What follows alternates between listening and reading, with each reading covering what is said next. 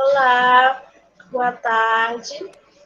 Em nome do CAPSICO e da comissão organizadora, eu quero dar boas-vindas a todo mundo, aos convidados, aos participantes. Antes da gente começar, eu vou dar alguns avisos. Vai estar passando o formulário no chat, que é para vocês colocarem o nome de vocês, que só assim vai poder ser feito o credenciamento. Por favor, lembre-se, se vocês estão inscritos na atividade. Tem muita gente que participa da atividade, mas não está inscrito na atividade. Nesse caso, a gente não pode fazer o credenciamento e vocês não vão receber o certificado no final. Então, se alguém não tiver certeza, por favor, checa lá, porque se depois a gente não tem o que fazer.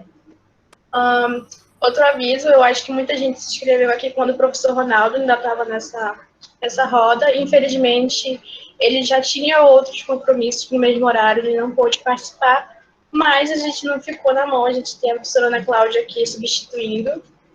Então, eu vou apresentar as nossas convidadas. Começando com Gisele Menezes, que é psicóloga, possui MBA em Recursos Humanos e mestrado em Psicologia. É professora no Centro Universitário do Norte e membro do Laboratório de Psicodinâmica do Trabalho. Roberta de Lima, psicóloga especialista em gestão de sistema e serviços de saúde pela Universidade Federal do Ceará. Técnica administrativa em educação da UFAM, no cargo de psicóloga social comunitária do Departamento de Saúde e Qualidade de Vida. Ana Cláudia, docente da Faculdade de Psicologia, coordenadora do Laboratório de Psicodinâmica do Trabalho, doutora em Psicologia pela Universidade Federal Fluminense. Agora eu passo a palavra para nossas convidadas. As perguntas que vocês fazem no chat, quando chegar a hora, nós vamos fazer a elas. Obrigada. Bom, boa tarde a todos.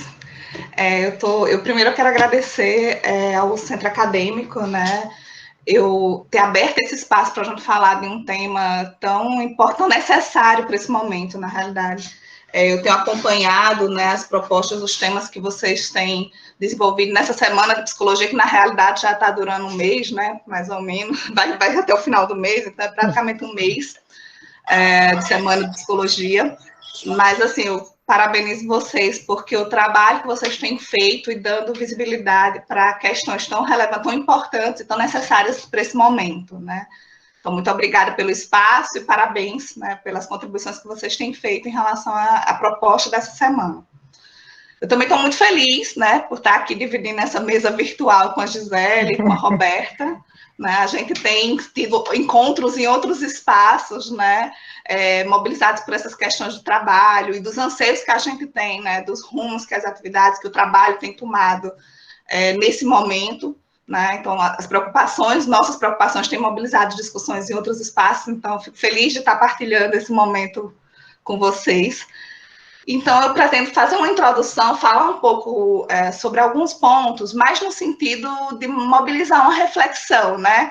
Fazer pensar, porque eu acredito que a relevância desse tema está justamente em dar visibilidade, tornar público algo que tem afetado a gente, né? Essa vivência, esse sofrimento que tem se intensificado por conta das questões de cobrança de produtividade, né, tem mobilizado, tem afetado, certamente afeta de forma diversa e desigual, né, nem todas nós ou todos nós somos afetados da mesma forma, mas em algum grau estamos sendo afetados, e eu penso que esse espaço de discussão, essa roda, né, permite colocar em reflexão, né, parar um pouco para pensar sobre essa afetação, dar visibilidade a isso. Então, acho que a principal relevância dessa discussão está nesse ponto.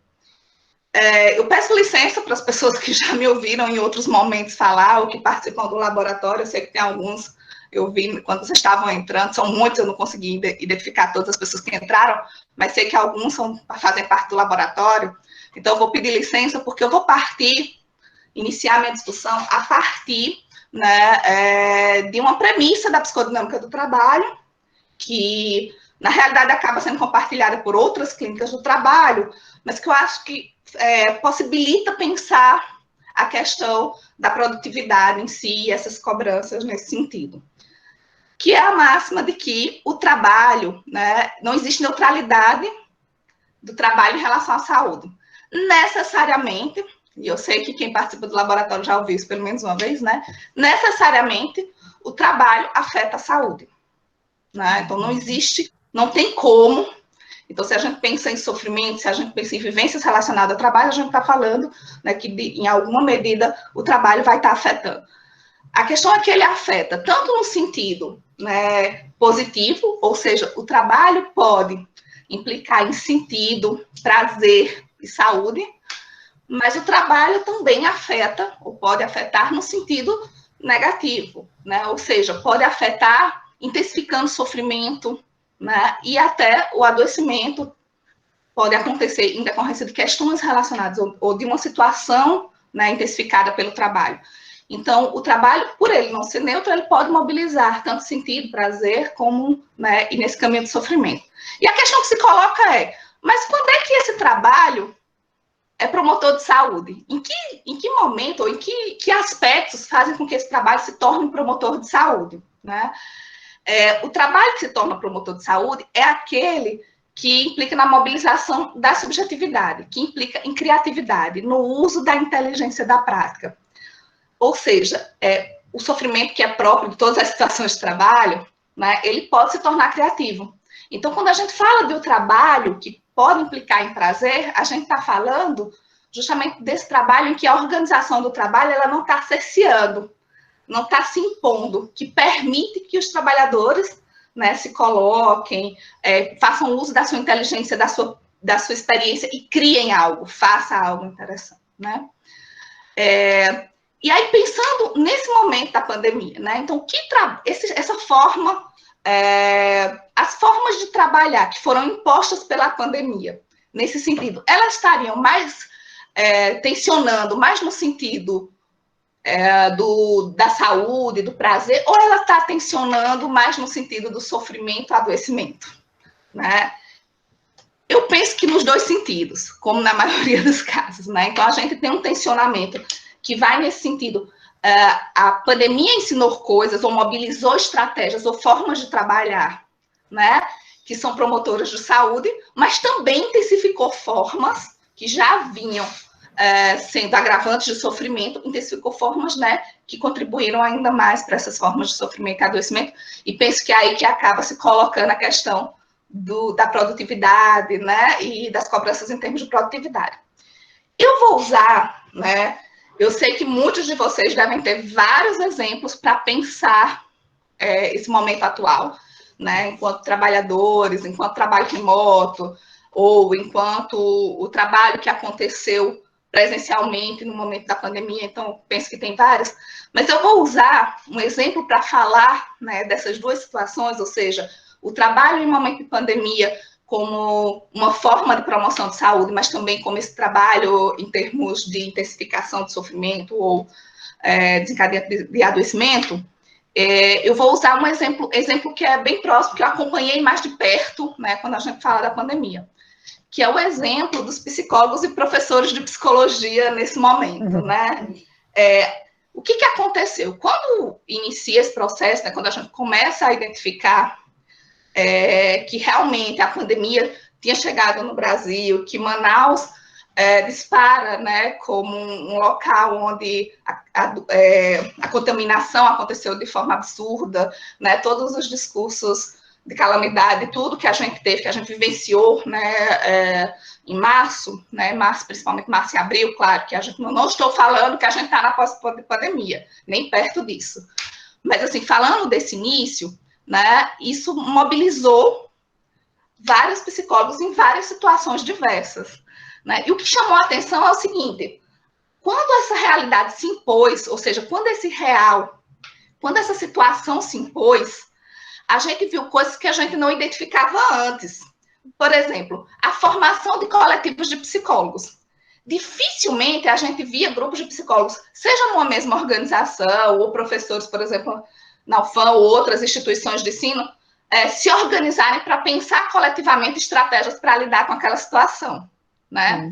Então, o que a gente pode dizer? Diante dessa situação, que é uma situação de crise, houve, inicialmente, a primeira vivência é de sofrimento, necessariamente. né? Ninguém sabia o que fazer, estava todo mundo angustiado, e aí essa vivência de sofrimento inicial, tá, e o que a gente faz, né, com isso? Essa foi a vivência inicial. Mas as demandas começam a chegar, porque esse sofrimento não era um sofrimento vivenciado só pelos psicólogos, né? Os profissionais de saúde, a sociedade, todo mundo estava num momento onde havia uma intensificação de sofrimento por conta da própria pandemia, né? Então, você tem uma intensificação de sofrimento que demanda uma atuação desses psicólogos. Aí a gente consegue entender um trabalho, né? Ou seja, uma demanda de trabalho que implica na criatividade, ou seja, as pessoas precisaram criar as formas remotas de trabalhar, de fazer escuta online. Os psicólogos se organizaram coletivamente, professores da psicologia se organizam para fazer essa escuta, e aí eu falo de várias instituições, não só da UFAM, né, para fazer a escuta, mas na UFAM foi feito um grupo, né, se criou um grupo com psicólogos da UFAM, com professores, com egressos, né, para dar conta de fazer uma escuta emergencial nesse momento, para fazer uma acolhida desse sofrimento, né? Se criaram estratégias. E você percebia ali a mobilização subjetiva daqueles psicólogos a partir de um compromisso social, né? De um compromisso de investir naquela situação, mobilizados para algo a partir da questão da ética e dessa demanda. Certamente, isso a gente consegue perceber o sentido, né? O sentido que esses psicólogos atribuem a este serviço, a essa organização coletiva, as estratégias dos grupos de discussões, as estratégias que a gente foi construindo, né, ou de fazer clínico, ou uma escuta, que a gente foi construindo durante esse processo para dar conta desse real que se impôs. E aí você vê essa mobilização.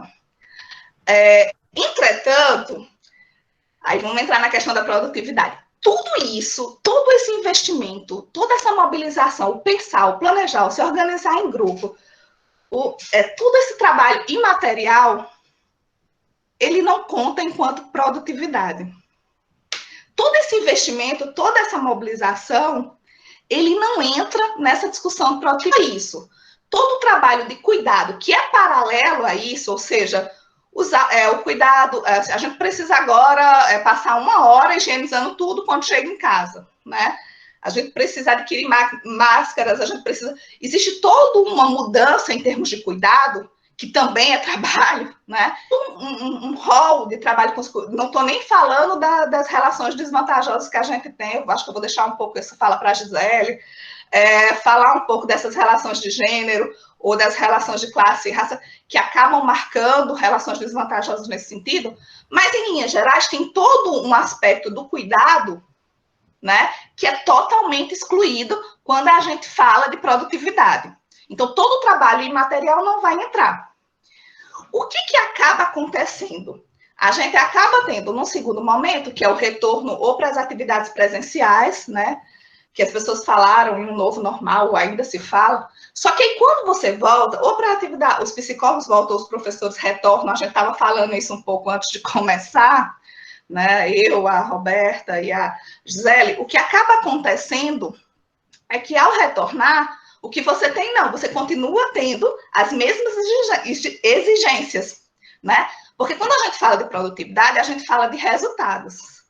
O que a gente está se referindo quando a gente fala de produtividade? De desempenho, de resultados, do que pode ser computado.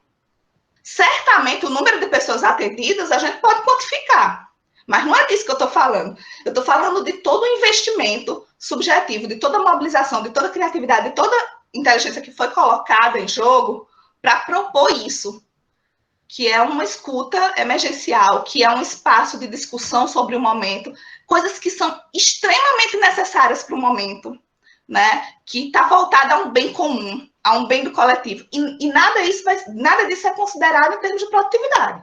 Porque em termos de produtividade, você vai ter o que é dimensionado, o que é quantificado, o que tem como resultado e como desempenho, né? Então, a gente tem essa situação. Quando a gente volta, ou para o presencial, ou ainda, né, nesse momento, alguns dos psicólogos que estão na rede de saúde retornam aos seus locais presenciais, né, já pela diminuição da internação, por exemplo, dos casos de Covid, o que encontram não, agora volta para a tua tarefa, né, como se a pandemia tivesse acabado, como se ela tivesse tudo ok, e cumpre os prazos de acordo com como estava antes. Mostra ou traz esses resultados de produtividade.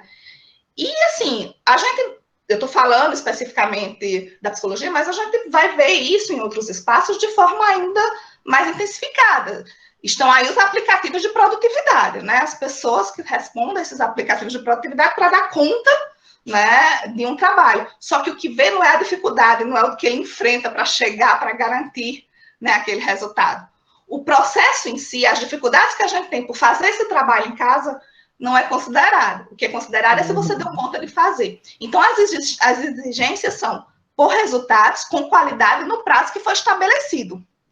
Só que o prazo e as normas, toda a normatização é anterior à pandemia. Não foram criadas novas prescrições, novas normas, né, a tempo, né, para essas exigências, muitas vezes. Né? Então, se exigem com base numa referência anterior, numa normatização prévia. Né? Bom, nesse sentido, o que a gente acaba tendo é que é totalmente diferente. Eu não sei se vocês conseguem perceber, mas depois a gente pode avançar quando estiver na conversa, na discussão, a partir das questões. É diferente quando eu me deparo com uma situação que é um problema, e isso quebra um pouco aquela lógica do pessoal dizer, as pessoas querem enrolar, não vão querer trabalhar a menos que sejam obrigadas ou cobradas em termos de resultado e produtividade. Não, esses psicólogos, quando se organizam para fazer essa escuta, quando se organizam para fazer uma escuta emergencial ou começar o trabalho remoto, não existia nada dizendo que isso ia ser computado enquanto produtividade, que isso ia ter algum registro, né, que justificasse seu trabalho. Fizeram a partir de uma demanda, de um compromisso ético social. Depois foi feito esses ajustes, algumas coisas foram consideradas, outras não, mas não, dependendo de como isso foi registrado ou não, mas de início o que mobilizou, né, foi o trabalho em si, né? Foi um compromisso, foi a atividade, foi desenvolver essa atividade. Estavam mobilizados para criar algo novo, fazer uso da sua experiência, da sua inteligência para dar conta daquela situação. É diferente de quando a gente pensa em uma atividade que muitas vezes não faz sentido, porque o momento é outro, as normas não servem para o momento atual, e principalmente quando a gente pensa que a doença é tão grave que pode ser que a gente nem consiga aproveitar tanto, né, vamos dizer assim, o reconhecimento por conta desse investimento todo. Né? Então, uma coisa é estar mobilizado para isso e outra coisa é responder a essas exigências de produtividade. Né? Então, eu penso que essa linha do desempenho, as metas a serem cumpridas, os prazos, a qualidade pré-definida a partir dessa normatização anterior, ela desconsidera todo o investimento, desconsidera todo esse trabalho imaterial e, consequentemente, esvazia de sentido o próprio trabalho. Porque fazer o trabalho para garantir resultado, metas, né, alcançar, quando isso não é algo que mobiliza a nossa inteligência, a nossa criatividade, se esvazia de sentido. Então, se por um lado esse trabalho promotor de saúde, ele mobiliza uma ampliação de subjetividade, você tem perdas em termos de sentido, de prazer, de bem-estar em relação a partir dessas cobranças, né? Bom, e aí, essa produtividade, né, esses resultados balizados por essas normas, né, eles acabam respondendo a uma lógica neoliberal, que é a ideia de quê? De cobrar produtividade, né, a partir de interesses mercantis. Então, assim, a gente parte de um discurso que é marcadamente mercantil, de valores de mercado, no momento, né, em que os valores do bem comum, os valores de vida e saúde, né, clamam, né, por intervenção, demandam essa intervenção que mobiliza muitas vezes esse trabalho de psicólogo, e você tem um discurso que tem essa força, né, da ideologia neoliberal, que traz o quê? Que vem no rol, né, um discurso de meritocracia, né, e de uma responsabilização do indivíduo. Então, quando a gente parte do não trabalho a partir desse investimento, da mobilização subjetiva, da inteligência, da criatividade, mas um trabalho que tem como foco o interesse mercantil, de produtividade, de chegar a resultados, de quantificar resultados, além de esvaziar de sentido, ou seja, o trabalho, a atividade em si fica esvaziada de sentido para aquele trabalhador, né, a gente ainda tem a gente fomenta no outro um sentimento de culpa. Né? Mas por que eu não dou conta disso? né? Assim, a própria pessoa passa a não ter, por não ser reconhecido, todo esse trabalho material que ela fez no trabalho, ela passa a entender, então eu estou fazendo realmente muito pouco. Eu não alcanço essa produtividade. E ela mesma passa a negligenciar, a gente passa a negligenciar todo esse investimento que foi feito, né? Quando o resultado não é alcançado, quando não se chega a essa meta ou a esse resultado. E essa responsabilização que está dentro desse rol, né, desse discurso mercantil, ela se aproxima muito, e aí eu vou trazer um conceito assim, bem antigo, da década de 70, 80, da psicodinâmica do trabalho, ainda psicopatologia do trabalho na época, que é a ideia da ideologia da vergonha, né? O que é a ideologia da vergonha? A gente se coloca na sociedade que coloca o trabalho nessa centralidade, e agora, mais do que nunca, a produtividade ganha uma centralidade, que não ser produtivo nos moldes que estão prescritos, não atingir meta, é uma vergonha. Adoecer e não poder ir para o trabalho é uma vergonha, né? Ter que ficar para cuidar dos pais ou dos filhos, por mais que reconhecido legalmente, né, como a Roberta estava colocando, por mais que a gente esteja respaldado, mas é vergonhoso, né? A ideologia da vergonha mobiliza as pessoas a sentir. Ele fazia referência disso, né, ao subproletariado, as pessoas que estavam em situação de desemprego ou subemprego. Que hoje, se a gente for trazer, a gente vai trazer um rol de trabalhadores que estão no discurso dos trabalhadores autônomos ou microempreendedores, que na realidade estão num grupo de precariedade, né? É um trabalho precariado que se aproxima muito do subproletariado no sentido do subemprego. E não alcançar a meta, que só dependia dele, porque esse é o discurso, né, prática também da lógica neoliberal da meritocracia, né, porque só depende dele. Se a pessoa está desempregada é porque ela quer. Por que ela não abre o próprio negócio? Né? Por que ela não faz? Então, todo esse discurso de produtividade não é só, né, cobrar a produtividade para alcançar a meta. Né? É cobrar a produtividade e responsabilizar pessoas por uma meta que não foi alcançada, quando às vezes ela é invivível, quando a meta às vezes é impossível de ser vivida naquele momento, de ser feita ou realizada naquele momento. E aí, nessa lógica, a gente tem vivido um pouco isso da ideologia da vergonha. Né? Eu fico pensando, eu vejo pessoas que trabalharam muito, investiram muito, se mobilizaram, criaram, fizeram escuta, né? E sofrem porque não estão dando conta de prescrições que foram feitas antes desse momento, de exigências que parecem descabidas nesse momento, né?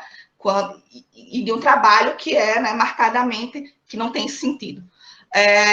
Claro, a gente teria muito mais para falar quando a gente fala da questão da meritocracia, né, dessa responsabilização, porque a questão do produtivismo, da produtividade, ela vai muito nesse sentido, né? Ela exclui toda a discussão sobre as condições que você tem para trabalhar, por exemplo, remotamente ou presencialmente na situação atual. Ela desconsidera todo o trabalho imaterial, né? E coloca toda a responsabilidade de atingir a meta no sujeito. Essa responsabilização unicamente, né, desse outro, é óbvio que se intensifica sofrimento, né, e que sim, pode chegar realmente a doenças mentais, né, descompensadas, e pode sim levar a formas de adoecimento.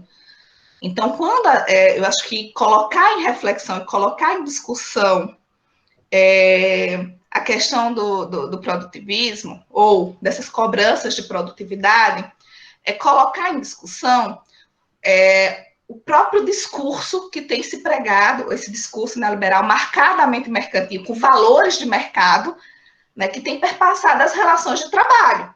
Então, a gente tem relações de trabalho que estão marcadamente influenciadas por um discurso que é um discurso mercantil e que desconsidera todo o investimento, toda a subjetividade, toda a contribuição humana nesse processo.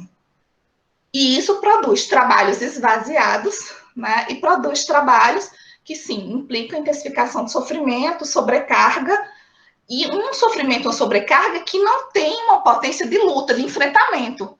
Porque a pessoa, além de estar sobrecarregada, né, ela se sente culpada por não estar conseguindo alcançar, né? E essa culpa, ela não tem potência em termos de enfrentamento, ela acaba levando muitas vezes à sujeição. Então, colocar o discurso, ou essa questão da produtividade em xeque, né, em discussão, é dar visibilidade a isso. A gente está sofrendo, sim, com isso, né? Essas vivências estão se intensificando, né, a partir desse momento. Bom, eu sei que tem outras questões que a gente pode estar puxando, se a gente pegar cada ponto desse, né, tem um fio, né, mas eu quis trazer mais essa construção teórica a partir desse olhar da psicodinâmica, porque eu sei que as meninas vão nos afetar, né, com essa questão da vivência e desse real que está se impondo, né, nas atividades de trabalho. Então, eu vou deixar essa reflexão para a gente discutir mais amplamente depois, né, mas eu abro a palavra para a Roberta, né, para dar seguimento nessa mesa, nessa roda de discussão. Boa tarde. Como a Ana Cláudia falou logo no comecinho, é um prazer estar aqui, tá discutindo e debatendo esse tema, porque quem trabalha com saúde do trabalhador, né, que trabalha com saúde do servidor, que é o meu caso dentro da UFAM, sabe como essa questão da produtividade tem impactado na vivência e como vai impactar, porque a gente já está prevendo esse impacto na saúde.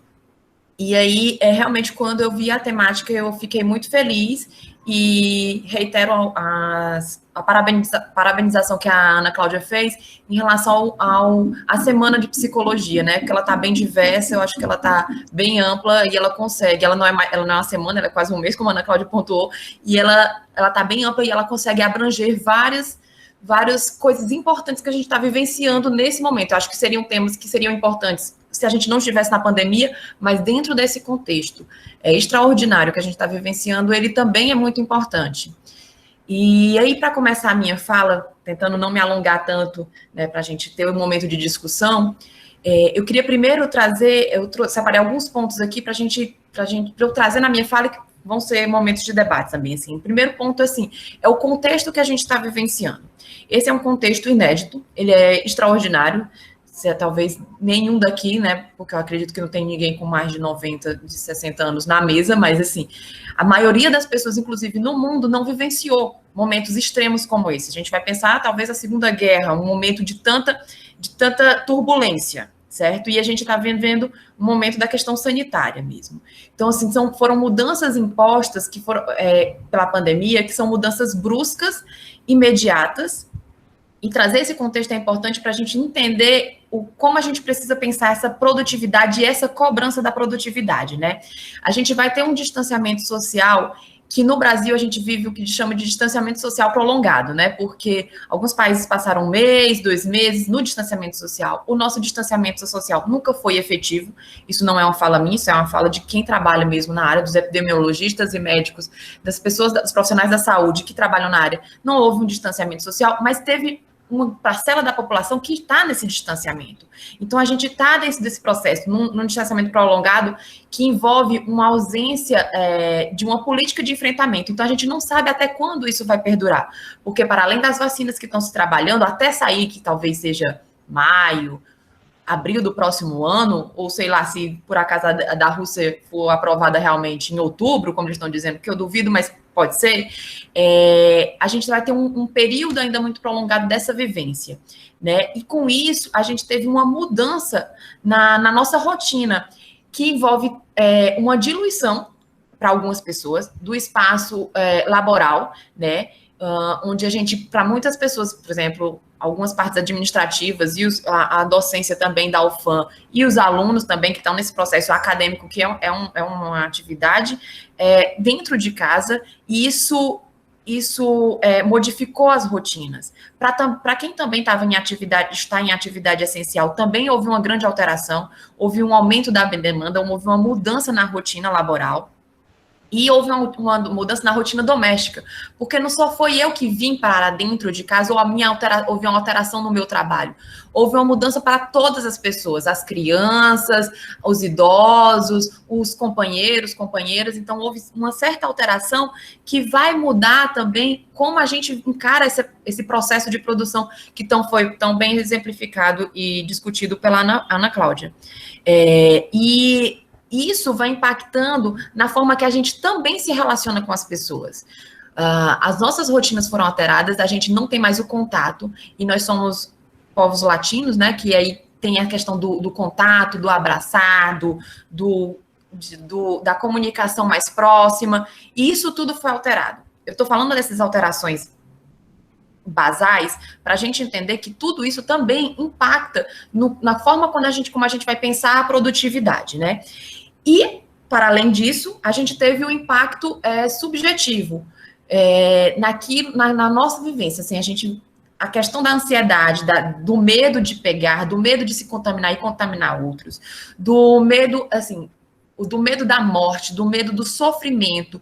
Então, e tudo se tornou perigo, né? Por mais que a gente viva numa sociedade que tem diversos riscos, hoje o perigo ele se tornou, por mais que invisível, mais real. Então a gente tem medo de ir ao supermercado e se contaminar, de ir a uma confraternização e se contaminar ou contaminar outras pessoas. Então tudo isso acaba impactando.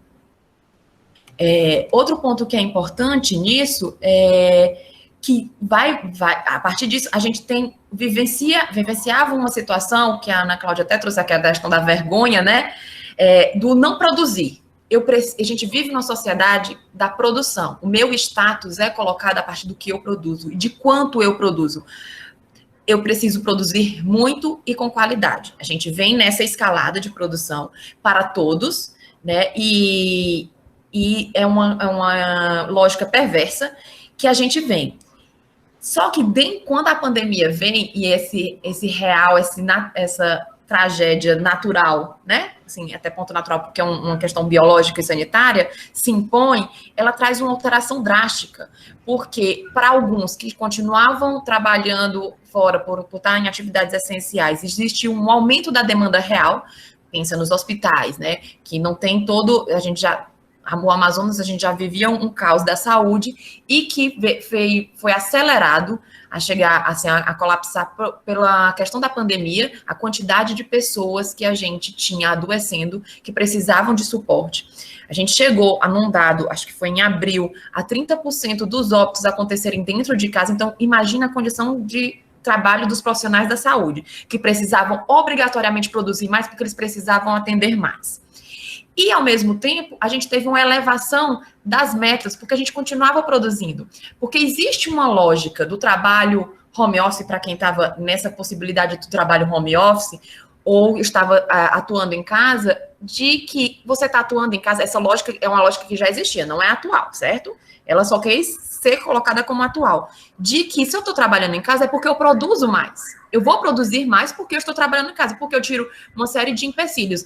O trânsito, os acidentes, as interrupções que acontecem no trabalho, algumas outras coisas. Então, eu estou em casa, eu vou ter condições de produzir mais. Inclusive, existe dentro do serviço público uma instrução normativa que pensa no teletrabalho, o teletrabalho, que é o trabalho dentro de casa, né, longe do seu posto de trabalho, que ele prevê que o servidor que vai estar dentro dessa lógica, ele produz mais, vai existir um percentual a produzir mais. Só que o que a gente precisa pensar enquanto pessoas, enquanto trabalhadores, enquanto acadêmicos, enquanto psicólogos, e também quem trabalha na área do gerenciamento e da gestão, é que não é um teletrabalho, não é um home office, não é isso que a gente está vivenciando. A gente está numa situação que é obrigatoriamente, a gente está sendo obrigado a ficar dentro de casa para quem pode, e para quem não pode, para quem está dentro dessas atividades essenciais, eles estão sendo obrigados a produzir mais, porque é a necessidade real mesmo que se impõe.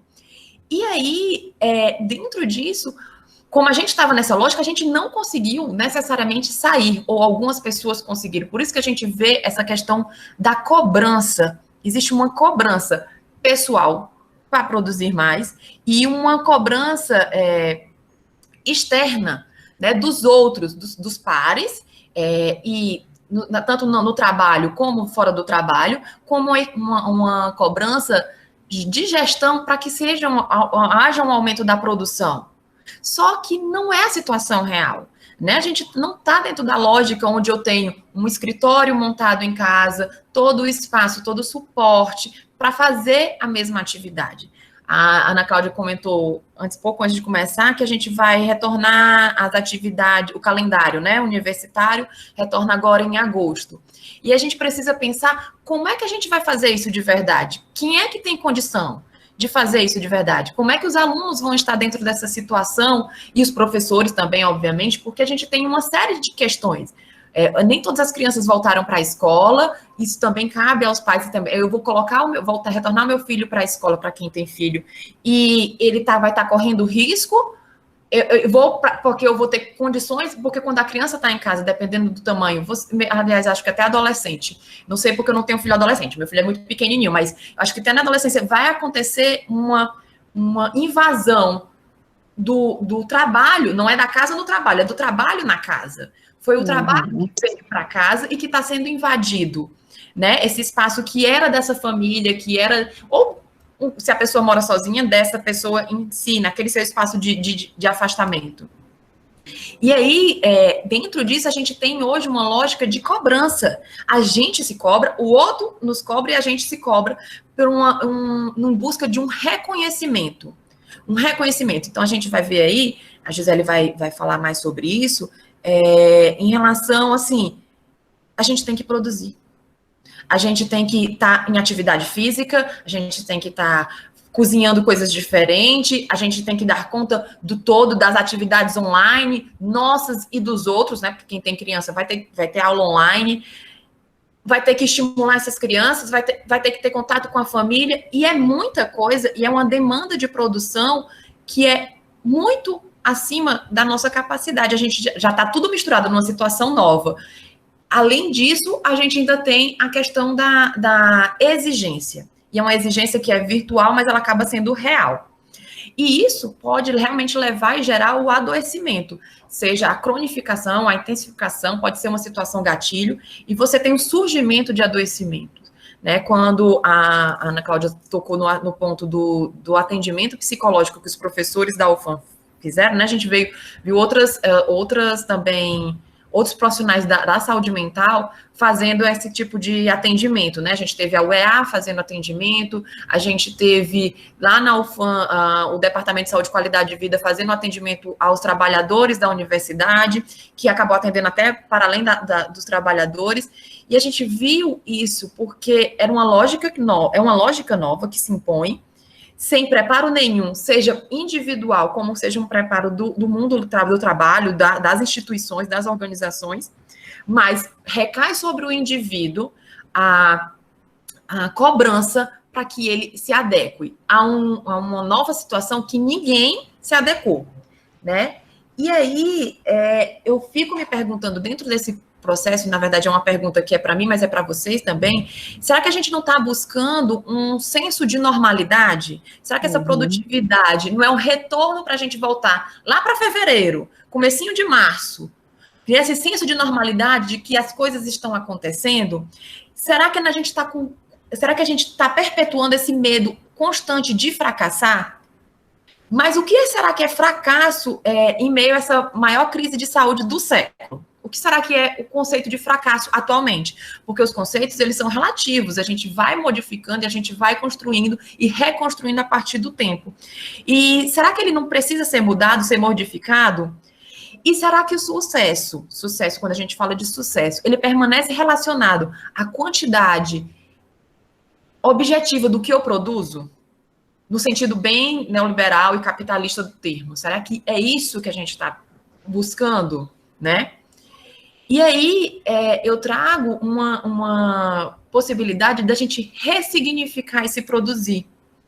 Vai exigir muito trabalho. Ele exige, na verdade, muito trabalho, porque qualquer ressignificação, seja ela individual, seja ela coletiva, ela vai exigir uma energia voltada para isso, assim, da gente pensar o que é esse produzir a partir de agora. A gente vai ter um produzir diferente nesse momento que a gente está vivendo de pandemia, realmente, como a Ana Cláudia colocou, não é pós-pandemia, a gente está na pandemia, a gente ainda não sabe por quanto tempo vai durar isso, até chegar a vacina, até a gente ter uma imunidade de rebanho, seja pela vacina, seja pela contaminação das pessoas, assim, que acabam saindo e tudo mais. Então, assim, a gente vai estar num momento de pandemia e num momento pós-pandemia. A gente precisa olhar diferente, assim, caiu muitas lógicas. A lógica de que o mercado se sustenta. Ele não se sustenta. Ele não se sustenta. Não se sustenta só por si só, né? Ele não se sustentou. A gente está vendo aí o declínio da economia, não só brasileira, mas em todas as economias, inclusive a chinesa, que é a grande, né, uma das grandes metas, porque ela vem progredindo, até os números delas está decaindo. Então, assim, e aí, mas recai sobre a gente, sobre o indivíduo, essa questão do produzir. Mas é a gente também que vai precisar ressignificar, porque é a gente que faz esse diferente. E aí, para trazer isso, a gente precisa pensar no que é esse momento que a gente está hoje. Para quem tem a possibilidade de estar em distanciamento social, para quem tem a possibilidade de ficar em casa, ou até de quem não tem, de quem é profissional da saúde, ou os profissionais essenciais, como pessoas que trabalham na área de alimentação, né, de transportes públicos. Assim, o que é o momento do não produzir, que era visto antes como não produzir, que é o ócio. O que é o ócio? Porque esse ócio, muitas vezes, é vinculado a um conceito de preguiça, que é um conceito que a gente vai dizer, eu vou dizer pejorativo, no sentido de que ele é visto como negativo. Mas aí não existe um olhar para esse ócio, para esse momento do não produzir, porque o tempo todo eu tenho que estar produzindo, seja lá no trabalho, seja nas atividades domésticas, seja com a minha família, eu vou estar produzindo. Que aí eu trabalho, o que a Ana Cláudia falou, que é o não reprodutivo, né? Esse que não tem remuneração. Então, tem o trabalho produtivo e tem o reprodutivo, que é esse que ele é invisibilizado e esquecido e muitas vezes negligenciado, na maioria das vezes. Mas quando eu falo do ócio, eu falo no sentido do significado da palavra mesmo, a cessação do trabalho, a folga, o repouso, a quietação. Que momento é esse que a gente se aquieta? E será que esse momento também não é um momento de produção, nesse novo conceito de produção?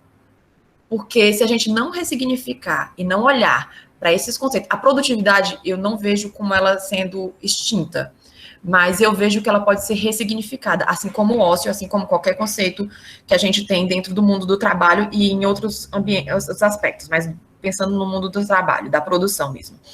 Então, a gente vai precisar ressignificar, mas essa ressignificação ela é processual e olhar de forma diferente, inclusive para esse momento de quietude, do não produzir, da necessidade, da importância, né?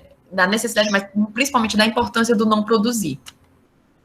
E aí, para finalizar a minha fala, para passar para a Gisele, eu vou trazer, porque realmente acho que nenhum de nós três aqui viemos dar resposta alguma, a gente veio mesmo para discutir, trazer esse debate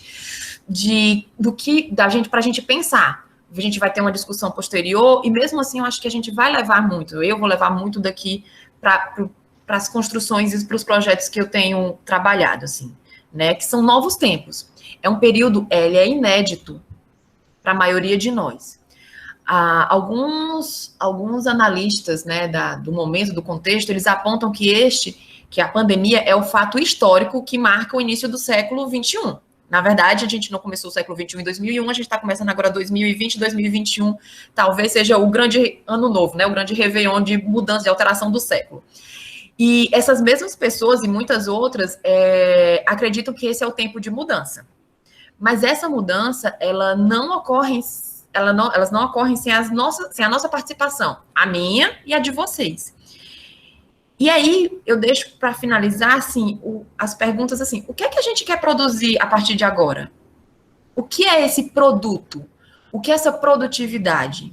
E o resultado dessa produtividade, ela vai gerar saúde e bem-estar ou doença e incômodo? Porque ela sempre vai gerar alguma coisa, né? E eu finalizo a minha fala com esse questionamento para deixar para vocês mesmo, e a gente pode debater depois. E aí passo para a Gisele. Obrigada, Roberta. Parabéns aí a Roberta e a professora Ana Cláudia pelas excelentes reflexões.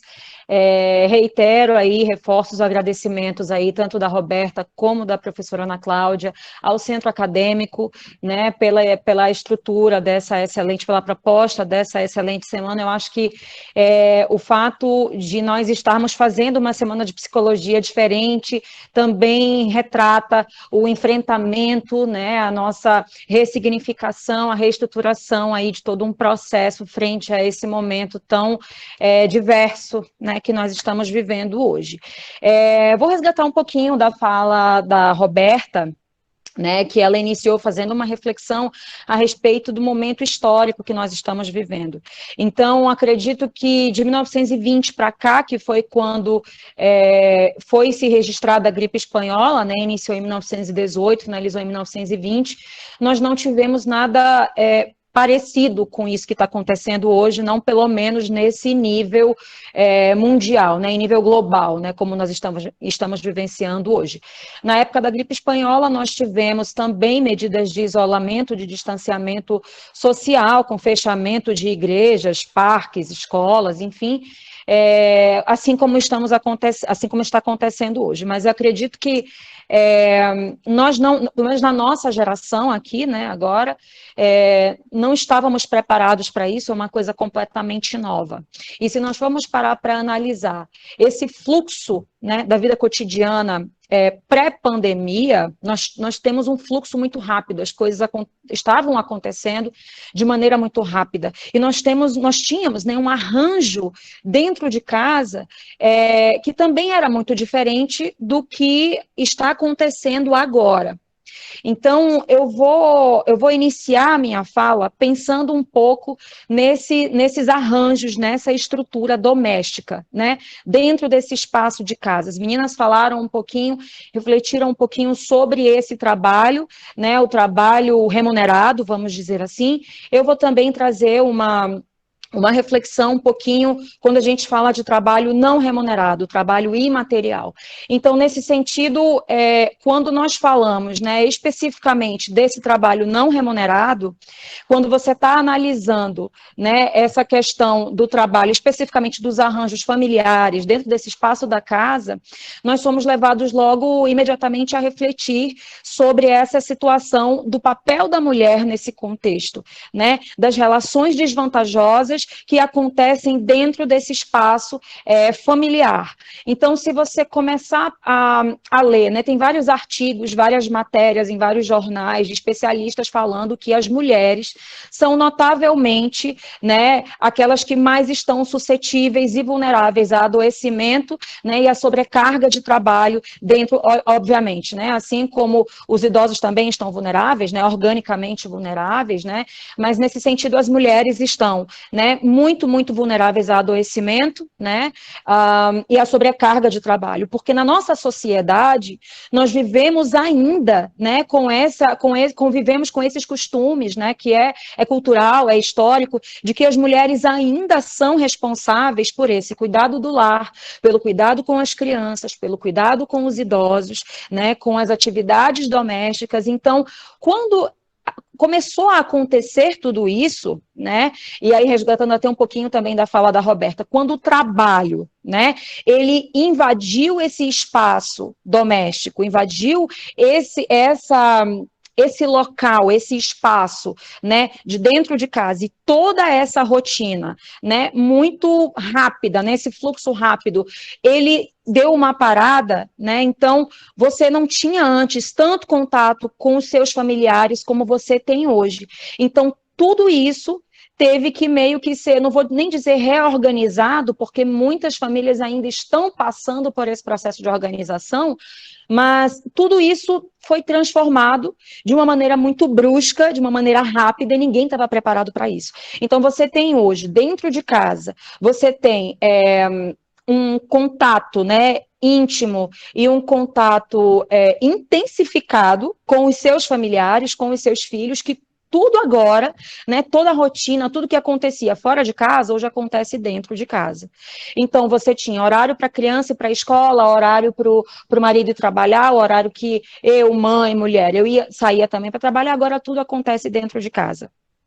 Então, imaginem vocês, o espaço, né, da casa, ele também virou o home office, ele também virou para a mulher o espaço em que a mulher precisa manter a rotina acontecendo, né? Manter o cuidado com os filhos, o cuidado com as crianças, precisa acompanhar a criança a assistir as videoaulas, porque eu não sei vocês, mas meu filho tem 7 anos. E se eu não ficar sentada ao lado dele para ele assistir as videoaulas, ele não assiste, ele não faz tarefa. Então, precisa acompanhar a criança a assistir as videoaulas, precisa cuidar da limpeza da casa, precisa cuidar da conta aqui da atenção para o marido, da atenção para os idosos. Então, todos esses papéis, né, conjugados no mesmo espaço, né? E aí, além de tudo isso, né, de toda essa cobrança, de todas essas atividades que a mulher tem que dar conta, por ainda ser ela a responsável por toda essa dinâmica familiar de cuidado, né, você ainda tem aquela cobrança, né, aquela cobrança social e aquela cobrança da própria mulher de que ela também precisa, de que ela também é responsável por prover aquele ambiente de plena felicidade, né, de manter essa rotina acontecendo, né, sem que nada fale, sem que nada dê errado, né? E aí eu também vou resgatar um pouquinho, porque acho que a Roberta foi muito feliz quando ela lançou essa reflexão de que por que será que nós nos cobramos tanto? Né? Por que será que existe essa cobrança de que nada pode sair errado, de que a criança não pode passar um dia sem assistir a videoaula, de que o menino não pode dormir sujo, né? De que eu preciso aqui dar conta do meu trabalho aqui, porque meu chefe está me ligando, porque meu chefe está chegando e-mail aqui para mim, mas eu também não posso deixar a louça na pia, né? Então, por que eu me cobro tanto? Acho que essa reflexão, ela é muito importante, porque, hipoteticamente, nós podemos sugerir que, de repente, possa ser um processo de negação também dessa realidade, porque quando você se depara com essa situação, né, de que tudo mudou, de que nós não conseguiríamos voltar mais para janeiro de 2020, né, ou para dezembro, para novembro de 2019, né, que foi quando começou toda essa situação. Isso pode causar um choque muito grande, né? Causa um choque muito grande. E aí você é levado a refletir realmente de que as coisas não vão mais voltar a serem o que era. E voltando para essa reflexão, né? Desse pressuposto de que você não pode deixar nada, a rotina, de que a rotina tem que seguir seu fluxo, né? De que as coisas precisam continuar acontecendo normal. Se você partir sempre desse pressuposto de que dentro de casa você precisa dar conta como você dava lá em janeiro de 2020, e quando você se choca com essa realidade, né, de que isso na prática não vai se sustentar, porque não vai efetivamente, isso acaba gerando muita dor e muito sofrimento. Então, esse espaço, né, da mulher dentro de casa, nesse contexto, ele precisa ser ressignificado. Assim como muitas relações precisam ser ressignificadas, mudou tudo. A Ana Cláudia trouxe essa reflexão de que as exigências lá em janeiro de 2020, em dezembro de 2019, eram feitas de uma forma. Hoje, nós precisamos pensar em novas exigências, nós precisamos ressignificar a produtividade, né, e trazendo isso para dentro do contexto familiar, para essa posição da mulher dentro de casa, esse ambiente familiar, inicialmente, ele precisa ser né, um ambiente de perdão, né? Por quê? Porque a rotina, muitas vezes, ela não vai conseguir acontecer como acontecia antes, né? Então você precisa se perdoar, precisa ser um ambiente de perdão, você precisa perdoar o seu marido, seus filhos, porque na maioria das vezes, né, como a gente fala, eu estava conversando semana passada com uma amiga e ela estava super se queixando de que ela estava muito sobrecarregada, de que ela andava muito cansada, porque fora de casa, entre aspas, né, no home office, né, no trabalho remunerado, ela tinha que dar conta daquilo e que dentro de casa ela também precisava dar conta conta de todas essas atividades de casa, mas aí eu lembro que eu perguntei, mas amiga, e aí, seu marido, ele não ajuda você? E aí ela meio que ficava esperando, assim, que o marido adivinhasse que ela precisava de ajuda. Então, para vocês verem como a gente tem isso, né, internalizado, de que o papel é meu, de que eu tenho que cuidar, mas você efetivamente, você já pediu ajuda? Né? Você está buscando essa cooperação dentro de casa? Porque nesse momento em que nós vivemos, né, você, enquanto mulher, com a sua família, a gente tem que trabalhar como um time. E se você, enquanto mulher, né, você for querer dar conta de tudo, partir desse pressuposto de que a casa precisa estar sempre em ordem, de que você precisa dar conta do seu trabalho, do trabalho remunerado e do trabalho não remunerado, né, efetivamente, dificilmente você vai conseguir manter essa rotina.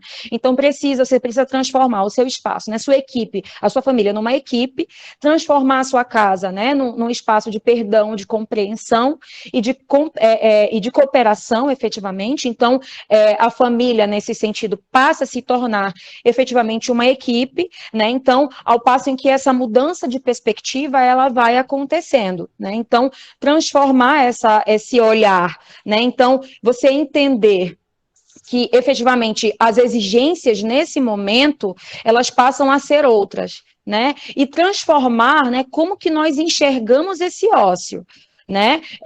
Como que nós, efetivamente, que significado que nós damos para esse, por exemplo, né, falando aqui numa situação, a vivência do nosso dia a dia, a essa necessidade que às vezes a gente tende a, hoje eu não quero fazer nada, hoje eu não estou afim de lavar louça, né? Hoje eu vou entrar pela madrugada aqui assistindo Netflix, né? E pronto, e tá ok, gente, é ok a gente simplesmente querer entrar pela madrugada assistindo o Netflix e no outro dia acordar às 10 horas da manhã. Então, tudo isso faz parte de uma mudança de perspectiva, de uma mudança de olhar, principalmente para a mulher, de que você não precisa ser essa super mulher, né? Essa super profissional, essa super mãe, né? Essa super esposa que consegue dar conta de tudo, mesmo numa situação completamente diferente, que é a situação que nós vivemos hoje, né?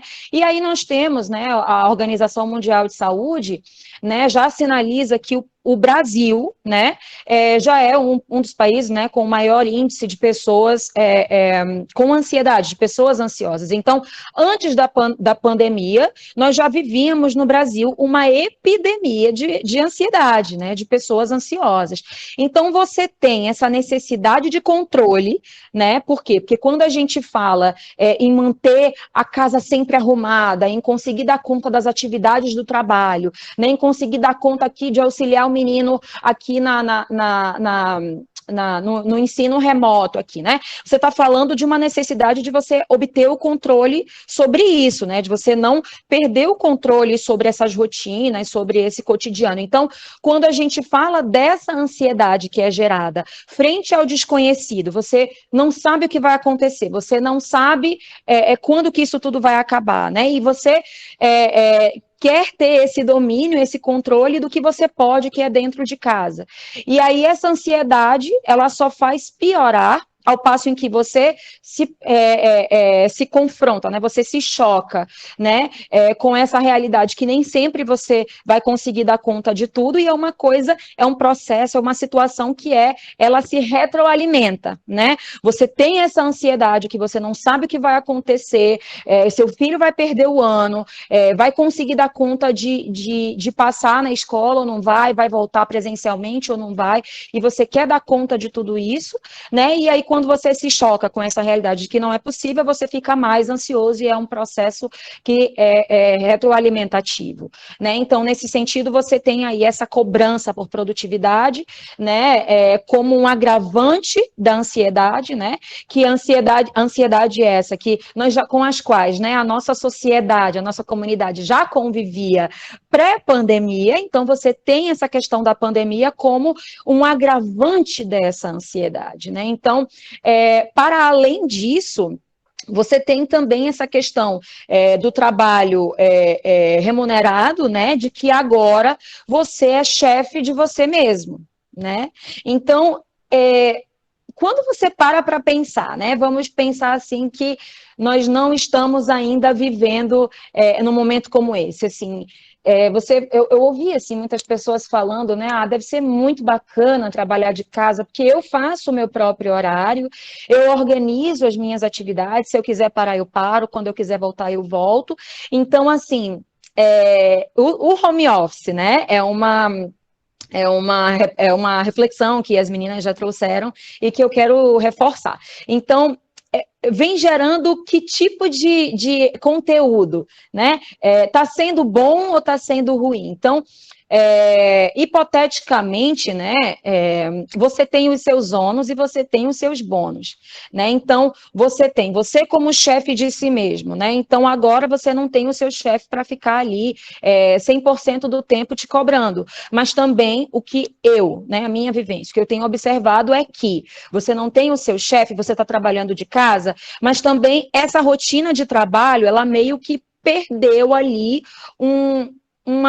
não é mais efetivamente uma rotina, porque agora você está 11 horas da noite, porque você está em casa, você continua recebendo e-mail, você continua tendo pessoas do trabalho ali te procurando, e aí você continua atendendo a isso em qualquer horário que seja. Então, já tem uma questão aí de sobrecarga, né? Então, nesse sentido, você tem, né, essa autocobrança acentuada, porque agora eu sou chefe de mim mesma, eu tenho que dar conta, né, do meu trabalho, porque eu estou em casa. Então, se eu estou em casa, eu preciso produzir para mostrar que eu não estou sem fazer nada, né? Então, tem toda essa cobrança que acaba também agravando todo esse sentimento, toda essa questão da ansiedade também. E se nós pararmos para refletir, né, no meio de tudo isso, né, é uma lógica que eu diria até que é uma lógica perversa, porque você precisa produzir, você é cobrado para produzir, né, e no meio de tudo isso, você ainda está numa imensidão de coisas acontecendo, que é a perda de familiares, a perda de amigos, né? Você ainda tem toda essa realidade. Eu tenho, assim, quase que certeza que se você não perdeu ninguém da sua família, você pelo menos conhece alguém que perdeu alguém, né? Eu perdi meu avô nessa pandemia e tenho muitas outras pessoas que eu conheço que também perderam seus entes queridos, perderam amigos também. Então, no meio dessa situação toda, que você não teve tempo para elaborar o seu luto, né? Você não teve tempo ainda de elaborar toda essa situação, né, de que você perdeu pessoas, você não teve tempo de viver o seu luto, você ainda é cobrado para produzir, né? Então, se você for parar para pensar na Covid-19, né, nessa situação toda que nós estamos vivendo hoje, né, nós não temos velório, né, nós só temos o sepultamento, então você tem lá a perda, né, você tem que dar o adeus para os seus familiares, muitas vezes só naquele momento do sepultamento, você não tem um tempo ali para velar aquela pessoa, né, então no meio de toda essa situação, você ainda precisa dar conta, né, você principalmente mulher, das atividades domésticas, né, dos cuidados com idosos, né, crianças e ainda com a questão do seu trabalho remunerado, né, do trabalho remunerado e do trabalho não remunerado, né. E a última reflexão que eu gostaria de trazer aqui para vocês é de que especificamente, né, porque você tem a questão da cobrança da produtividade pelo trabalho remunerado, mas o trabalho não remunerado também. E aí sempre existe, né, aquela vizinha, aquela prima, aquela tia que fala assim, mas você não está conseguindo dar conta? Mas o que está acontecendo? Mas você é muito mole, viu? Porque lá em casa não funciona assim, não. Lá em casa eu estou de quarentena, mas eu faço tudo, né? Então, você sempre tem essa fala, né, de outras pessoas que é a cobrança social por produtividade, seja ela dentro de uma lógica, né, mercantil ou não, né? E nesse sentido, você ainda tem, né, o que você tem para fazer em casa, né? A maioria das vezes, a mulher, né, que trabalha com as atividades domésticas, né? Esse trabalho não remunerado, né? Então, às vezes, tem a questão da televisão, tem a questão das redes sociais, e aí você acaba se confrontando, né, com vários conteúdos, né, de pessoas que se identificam como especialistas em produtividade, né, gurus da internet, blogueiras, né, influencers, né, que vão dizer para você qual é o segredo para você se manter produtivo em casa, né? De que você precisa fazer uma rotina e de que você precisa precisa levar essa rotina a cabo, de que você não pode falhar com aquilo, né? Então, a receita, né, da produtividade milagrosa, né, do sucesso para você atravessar esse momento da melhor maneira, sendo produtivo, resgatando aquele projeto que você abandonou e que agora é o tempo perfeito para você resgatar isso aí.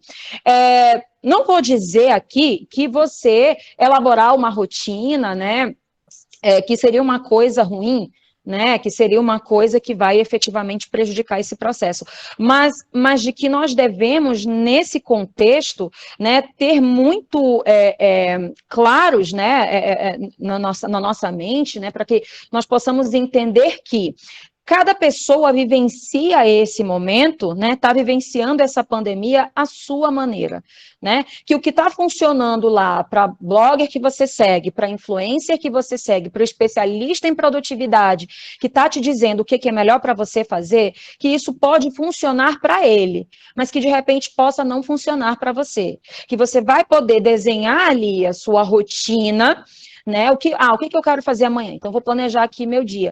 Pode ser que você se planeje todo, se planeje toda para fazer no seu próximo dia, um dia super produtivo, mas pode ser que você acorde no outro dia super sem vontade, né? Triste, preocupado, ansioso, angustiado, e que é ok, gente. É ok, né? Então, é aquela coisa do elefante branco. Se você não quiser pensar num elefante branco, você já está pensando no elefante branco, você já está resgatando esse conteúdo. Então, quanto mais você tenta negar essa realidade, né, quanto mais você tenta ocupar a sua mente, mantendo a sua rotina super produtiva, não dando esse momento, né, para você você está triste? Sim, eu estou triste, vivencia isso, para que você possa criar mecanismos de enfrentamento adequados para você, para a sua realidade, né? Então, esse negar, ele vai ocasionalmente gerar mais ansiedade, mais sofrimento, né? Porque, obviamente, você não vai ser a super pessoa, você não vai ser lá a super blogueira que dá conta de tudo, que vive em outra realidade, que ainda assim, durante a pandemia, tá lá com a secretária, todo mundo trabalhando para ela, dentro da casa dela, e, obviamente, saber que cada pessoa, que cada indivíduo tem o seu ritmo, tem a sua realidade, cada pessoa está vivenciando essa pandemia à sua maneira, e que o certo para um, obviamente, não pode ser o certo para outro, e que você precisa, nesse momento, e que nós precisamos, nesse momento, né, até porque nós, enquanto profissionais, nós também não estamos livres de nos pegar, assim, às vezes, nos cobrando também por produtividade. Então, nesse sentido, né, de nós valorizarmos, né, esse momento também do ócio, né, de nos perdoarmos por isso, né, e de nós entendermos que nós precisamos daquilo, né, disso nesse momento. E, na realidade, assim, eu estava hoje pela manhã zapeando, né, passando pelo Instagram, e aí eu me deparei com um quote, né, um pensamento, né, muito interessante, que é até do padre Fábio de Mello, né, que foi uma colega do Laboratório de Psicodinâmica do Trabalho, a Angelina, que compartilhou, e eu até comentei, assim, na publicação dela, eu falei, olha, Andy, achei super interessante esse parágrafo, né, esse que você colocou aqui, postou, porque eu vou falar um pouco sobre isso na mesa redonda de hoje, eu queria compartilhar com vocês, tá? Que faz um pouco, tá um pouco ligado, né? Tá um pouco conectado, imbricado com essa reflexão que eu trouxe para vocês, da gente construir os nossos próprios mecanismos de enfrentamento e de entender e valorizar que nós precisamos também do momento em que a gente vai desacelerar, né? E nos permitir ter esse momento do ócio, né? Então, diz assim, ó, tanta gente ensinando a ficar rico, obter sucesso, desenvolver a eloquência, alcançar êxitos. Não vejo problema algum, né? É necessário ter os que nos retiram da letargia, os que despertam nossos potenciais adormecidos. Mas confesso sentir falta dos que ensinam o contraponto, o valor do despojamento, da quietude, da pausa, da renúncia aos excessos, da simplicidade e tranquilidade que nos enriquecem bem mais do que o dinheiro, o sucesso e a fama. Então, eu gostaria de finalizar a minha fala com essa reflexão, né, de que nós devemos efetivamente efetivamente nos perdoar, né, ressignificar esse momento, né, o que é a produtividade agora, né, pós-pandemia, porque tudo mudou, nós nunca mais voltaremos para janeiro de 2020, né, então pensar nisso, né, no que é a produtividade pós-pandemia, né, e na valorização desses momentos, né, no nos permitir, né, ficarmos tristes, de nos permitir, né, falhar, porque isso faz parte desse processo, né, de reorganização, né, de reestruturação dessa vida, dessa realidade pós-pandemia. Obrigada a vocês, viu, gente?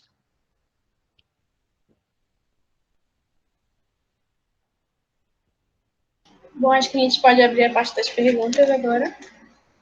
E já tem uma pergunta do Vitor Bentes, que ele pergunta como repensar a produtividade em pesquisas para discentes durante a graduação, em relação a prazos, quantidades e cobranças. Bom, eu não sei se as meninas já querem falar, eu posso começar ou vocês... Não, eu acho que você é a pessoa ideal. Era isso que eu ia dizer. Vitor, eu só não entendi bem se a pergunta, mas aí eu vou respondendo, e aí, Vitor, você pode se colocar depois ou complementar o questionamento. Eu fiquei em dúvida se ele estava falando como considerar isso num projeto de pesquisa, ou seja, para fazer uma pesquisa com estudantes, né? Ou se ele estava falando dos estudantes, porque a pergunta ficou como pensar a produtividade em pesquisa para discentes durante a graduação. A minha dúvida é que seria pensar ou repensar essa questão da produtividade em uma pesquisa voltada aos discentes, ou se ele está falando quando acontece essas cobranças, né, em relação aos discentes, em relação aos prazos, tá, quando eles estão desenvolvendo pesquisa, né? E aí ele colocou, não, então, quer falar primeiro, Breno? Ou Vitor? A produtividade pessoal. Mas aí, se tu quiseres complementar ou falar mais alguma coisa, mas deixa eu te responder o que eu penso em relação a essas questões de produtividade discente em linhas gerais, e aí se tu não sentir respondido, aí você complementa o questionamento. Uma questão que eu acho, assim, o primeiro ponto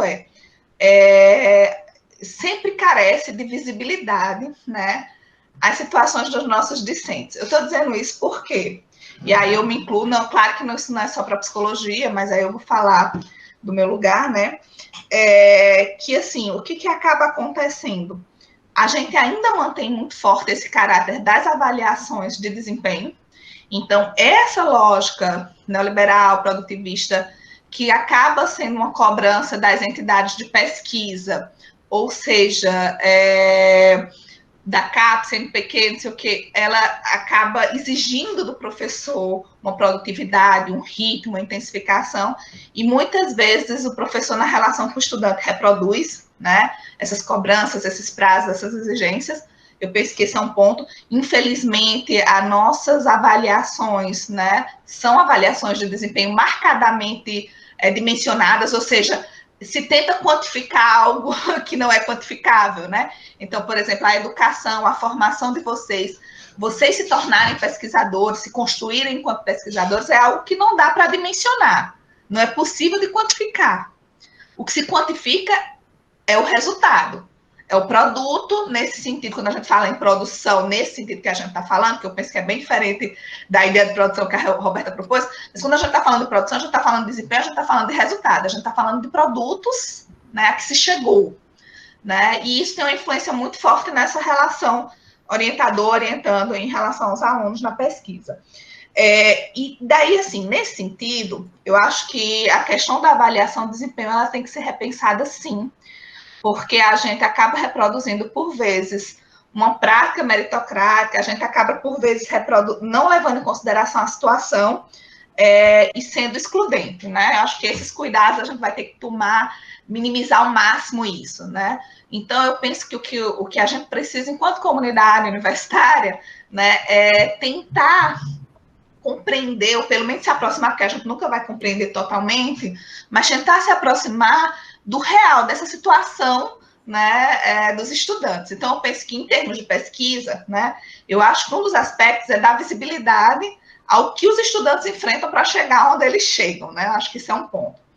Mas o outro é que eu penso que quando se pensa a pesquisa, a gente tem que considerar, ou os estudantes que estão se tornando pesquisadores, acho que a gente vai ter que considerar muito mais esse processo. A gente tem ficado muito focado, muito preocupado com resultados, né? Assim, com quanto que ele produziu, quantos artigos, se ele conseguiu fazer uma apresentação, se ele conseguiu fechar no prazo, se ele conseguiu dar conta desse prazo, né?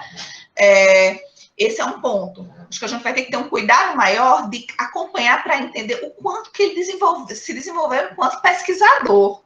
Ou seja, aquele aluno que começa o PIBIC, ou que começa uma monografia, um OTF, né? O quanto que ele evolui em termos de compreensão de pesquisa, em termos de escrita, né? Eu acho que essas coisas têm que passar a ser consideradas, e não só se ele conseguiu chegar no final e ter um bom resultado, né? Acho que ficar preso a esse produto é um dos aspectos.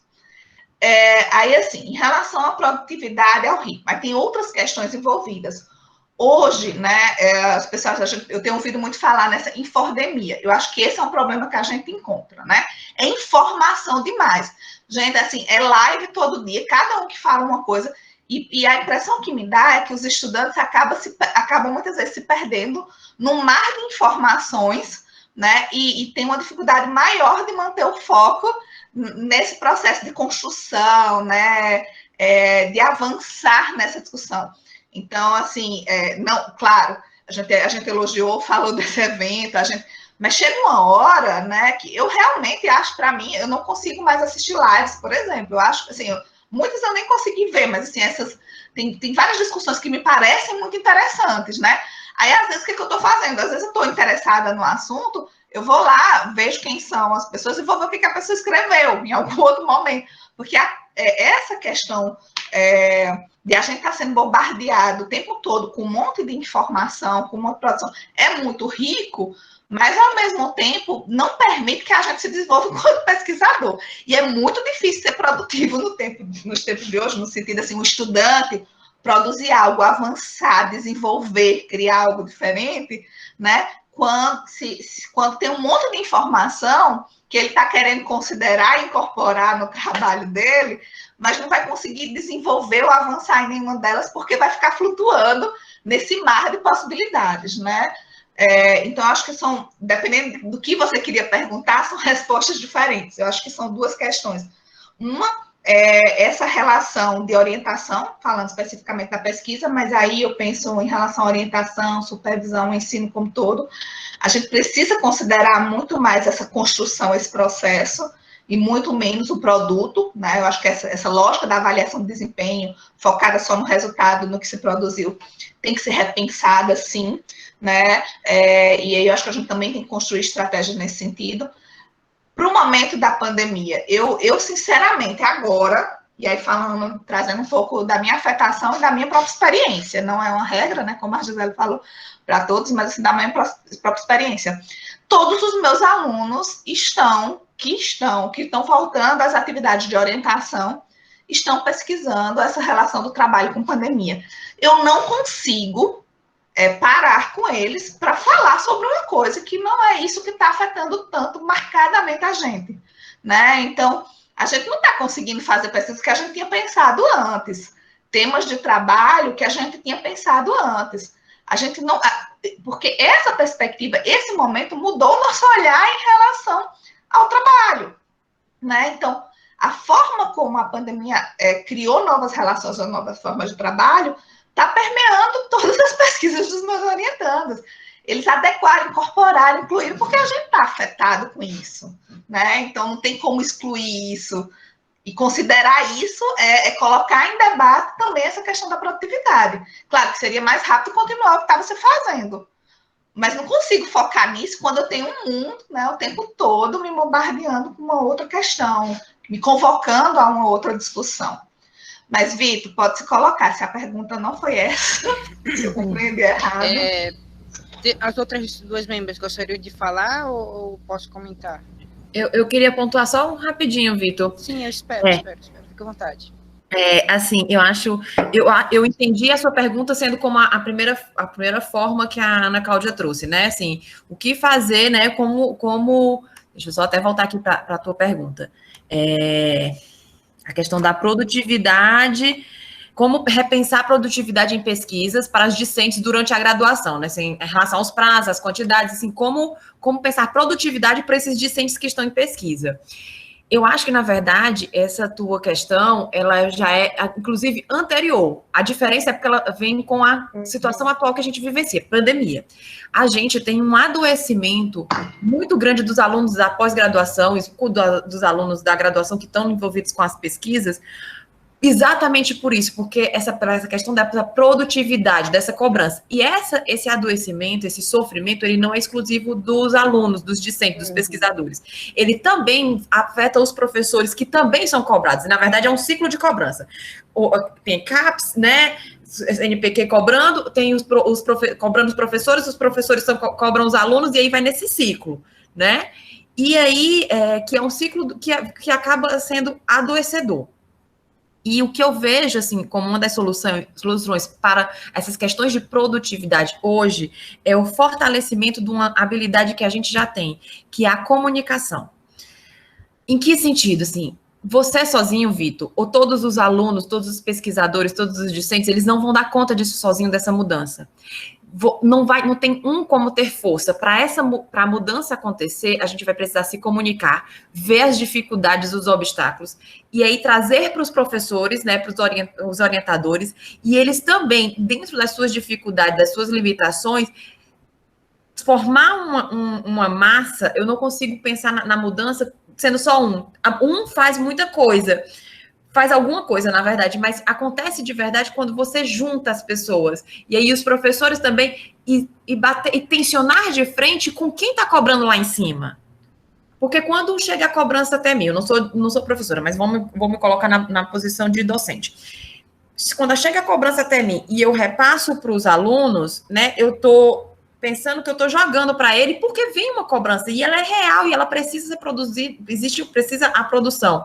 Então, se a gente inverter a lógica da gente cobrar assim, olha, não dá para produzir hoje, anteriormente já não dava, mas não dá para a gente ficar naquela nota máxima da CAPES, CNPq, a gente tem que mudar alguma coisa nessa avaliação, porque não dá. Eu não consigo estar cobrando desse jeito, e os alunos não conseguem, porque tem uma série de dificuldades que perpassam, e na pandemia elas estão intensificadas, ou outras dificuldades surgiram, então não dá para produzir desse jeito. E aí, essa comunicação vai criar uma força para eu comunicar lá, para dizer assim, olha, do jeito que vocês estão pedindo, do jeito que vocês estão exigindo, não vai dar. A gente vai ter que repensar e construir coletivamente, de novo a comunicação, construir coletivamente no estudo de como eu vou poder avaliar.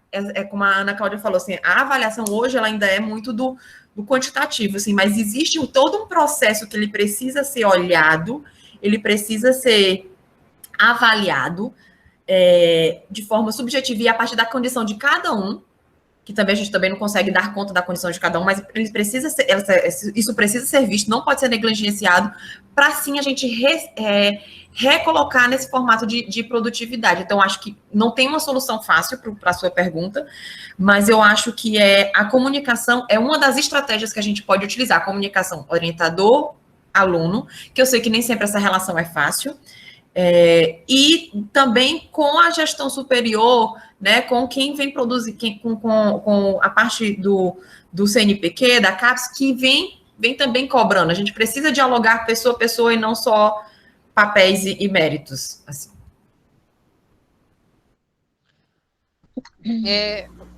A Gisele, você queria comentar alguma coisa? Pois é, eu só ia abrir um parêntese aqui, Vitor. Se você se interessa por esse tema, inclusive nós temos uma colega lá do programa, né, do nosso programa de pós-graduação, que é a Carolina Jean Pinheiro. Se você quiser depois dar uma procurada aí no trabalho dela, de dissertação dela de mestrado, porque ela desenvolveu uma pesquisa, né, com esse objeto, né, do sofrimento aí entre os alunos de pós-graduação. E assim, só para reiterar um pouquinho também da fala da Roberta, de que essa discussão efetivamente, obviamente que fique escancarada com essa situação da pandemia, mas obviamente essa questão da cobrança por produtividade no meio acadêmico, ela já existia, obviamente, assim como o trabalho da Carol, muitas outras produções já existiam antes, né, outras pesquisas já escancarando essa situação, e eu acho também que o caminho é mais ou menos por aí, por onde a Roberta falou mesmo, é a cooperação, né, e abro aqui para uma outra reflexão, que vá até um pouco mais profundo também, porque acho que até essa cobrança por produtividade, ela acaba prejudicando a própria qualidade das produções. Então, você precisa produzir muito, então o tempo não é suficiente para a quantidade de coisas que são exigidas de produção, né, que é exigido, e isso pode afetar também a qualidade do que você está produzindo, do que você está escrevendo, justamente porque você não tem tempo hábil para produzir tudo isso. Então, acredito também que, assim como a Roberta colocou, acho que a cooperação mesmo, tanto dos profissionais quanto dos alunos, ela é muito importante para que coletivamente se repense em novas estruturas. Não é fácil, né, você pensar uma nova metodologia, né, uma nova lógica de avaliação, mas eu acredito que o pontapé inicial é realmente a cooperação, né, o diálogo, é fazer o que nós estamos fazendo agora, né, nós estamos deliberando a respeito disso, tá? E se você se interessa, dá uma olhadinha lá no trabalho da Carolina, que é bem interessante o trabalho dela. Obrigada, viu? Bem, essa Nada. minha pergunta não foi necessariamente sobre mim, é porque é uma realidade que eu vi em outros colegas da graduação.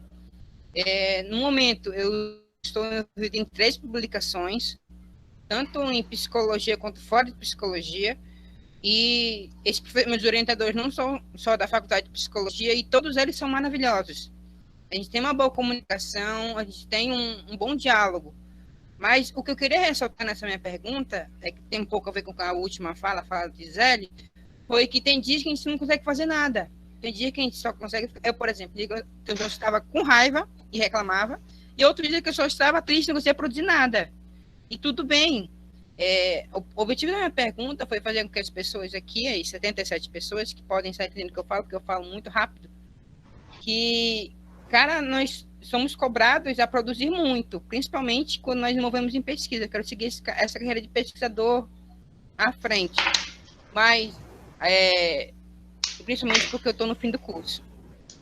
Mas o que eu queria ressaltar na minha cobrança, que abrange não só a mim, é que nós temos que respeitar o nosso próprio ritmo e reconhecer quando nós precisamos dedicar um tempo só para nós. É isso. Deixa eu só... só para fechar, porque acho que surgiram outras... Eu sei que tem uma outra questão na sequência, mas como a gente ainda tem um tempinho, eu senti necessidade de trazer uma discussão, porque também foi uma discussão que eu fiz na tese e tudo, porque acabou que as meninas também puxaram a pós-graduação, né, que é claro que os tensionamentos, as pressões na pós-graduação são bem mais intensos do que na pesquisa da graduação. Mas eu acho que tem algumas coisas que são interessantes da gente colocar em reflexão, né? Uma é que quem produz essas normativas, né, e essas prescrições em termos, são os próprios professores, né, que ocupam esses grupos de trabalho, CNPq, CAPES. Então, esse é um ponto, só para ampliar um pouco a discussão. Mas, o que acontece? A gente também tem que entender que não se dá da mesma forma em todas as unidades. O Vitor falou, eu tenho professores, orientadores de lugares diferentes, de unidades diferentes. Uhum. E isso é um ponto que a gente tem que considerar. Primeiro, o fato de existir uma exigência ou prescrições da CAPES, do CNPq, em relação à produtividade, nem todos os programas de pós-graduação, né, ou nem todos os docentes aderem da mesma forma.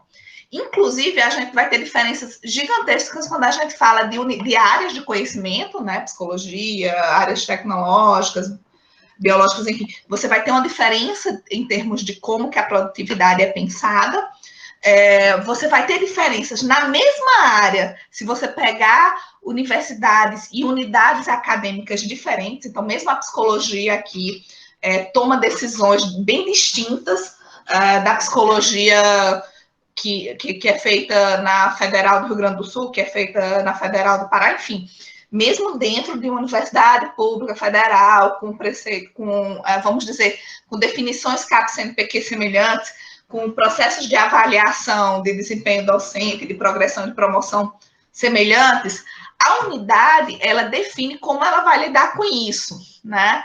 De certa forma, os espaços colegiados, e aí eu tenho um termo que a gente discutiu muito, né, Roberta, que é usado pelo Schwartz, da ergologia, de falar o debate de valores, né? Valores do bem comum, né? E esses valores mercantis, de produtividade, esses valores de mercado, né? E, de certa forma, cada unidade coloca isso em debate e toma decisões a partir daí. Até que ponto a gente dá conta de aderir, né, a essas normas, a essas exigências de produtividade, e até que ponto a gente não vai dar conta, e a gente quer manter a qualidade na formação, né? Então, esses valores, eles perpassam a nossa vida e as nossas relações e os coletivos de trabalho, inclusive dos professores. E eles tomam decisões. Não, até aqui a gente vai fazer e cria uma norma interna, né, de quanto que tem que se produzir para aquela unidade. Só para falar que não é uma regra geral, não é porque, senão fica parecendo que está tudo heteroprescrito, né? É tudo determinado pela CAP, CNPq, como se a gente já não fizesse parte desse debate, né? Não colocasse em discussão, não colocasse em jogo esses valores para tomar nossas decisões. Então, sim, as unidades tomam decisões a partir daí e fazem escolhas. E, individualmente, cada professor, né, também coloca em discussão até que ponto ele vai aderir ou não a essas práticas mais produtivistas, né? Só para deixar isso bem claro, que não é uma coisa toda, não é algo que é determinado desse lugar de fora, né? Dessas entidades que parece que a gente não alcança, né? Um outro ponto, que isso serve para todos os trabalhadores, mas nesse caso eu acho que vale a reflexão, não existe um estudante médio. Esse é um problema, né? A gente pega um critério e acha que aquele critério a gente vai poder usar como se os estudantes todos tivessem que alcançar aquele resultado, como se a gente tivesse, assim como a gente tivesse trabalhador médio, que vai responder da mesma forma àquela situação. E a questão não é essa, né? Quando eu estava falando da questão da inclusão, né?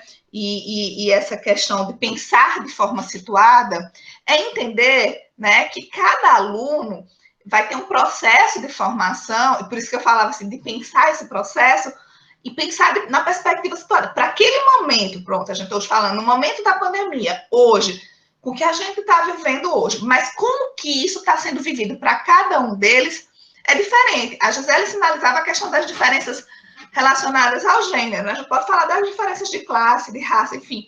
Falar dessas diferenças é dizer, além disso afetar individualmente de forma diferente, porque as pessoas, os estudantes são diferentes, e vão ter um processo de aprendizagem diferente em termos de pesquisa, a gente também tem que considerar, né, que o fato de ser mulher, né, do acesso que tem ou não a a pesquisa, ao campo, a possibilidade de ir ou não, se o estudante vai ter condições de ir ou não, enfim, tudo isso tem que ser considerado quando você vai pensar esse processo da construção de um projeto de pesquisa, por exemplo, né? E aí eu estou colocando isso porque algumas pesquisas já têm sinalizado que no período da pandemia se aumenta a produção dos pesquisadores, professores homens e diminui a produção de mulheres. Em termos de produção, aqui a gente está falando estritamente de produção de artigo, né? Porque provavelmente elas estão produzindo horrores em termos de trabalho material e cuidados, né? Mas aí o que você tem? Por que a gente estava tendo um crescimento, né, da produção das mulheres, em termos de mulheres pesquisadoras, professoras da universidade desse lugar, e agora, com a pandemia, os homens passam a crescer a produção e as mulheres passam a reduzir o número de produção. O que acontece aí, né? A gente tem um marcador de classe, claro, né? Ou seja, são mulheres que estão tendo que fazer um cuidado doméstico que antes elas terceirizavam para uma pessoa que cuidava da sua casa, dos seus filhos, enfim, né? E você tem um outro aspecto, esse homem não está dividindo essa tarefa, né? Então, são essas questões que estão em jogo quando a gente fala que o processo de ensino-aprendizagem, o processo de pesquisa e a questão da produtividade, ela tem que ser pensada de forma situada. Ela tem que ser pensada pensando diversidade, pensando relações desvantajosas. E não como se existisse um estudante médio e que para todos, que todos vão. Porque senão a gente entra no discurso da meritocracia. Todos têm condição, só depende de você. Então, todos têm condições de alcançar aquela meta que eu vou estabelecer, porque se um consegue, se o Vitor consegue, por que a Gisele não vai conseguir, né? Então, esse é o discurso. O Vitor conseguiu, por que você não consegue? Então, acho que a gente tem que passar aí um pouco disso, que eu acho que é esse discurso de cobrança de produtividade, de pensar que os estudantes são estudantes médicos. Bom, me excedi, desculpem.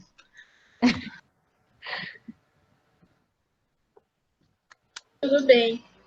A Alexa Macedo, ela pediu para vocês falarem um pouco sobre a visão de vocês acerca do aumento da jornada de trabalho em home office, já que devido aos trabalhadores que estão, neste momento, inseridos nessa modalidade, por se encontrarem em casa, as empresas acabam por solicitar atividades laborais para além do horário de trabalho da pessoa. Posso começando a falar? Pode. Eu ia dizer isso. A Roberta já falou sobre isso. Isso é real, né? O que acontece? Eu acho que, na verdade, o que eu acredito é a permanência de uma lógica.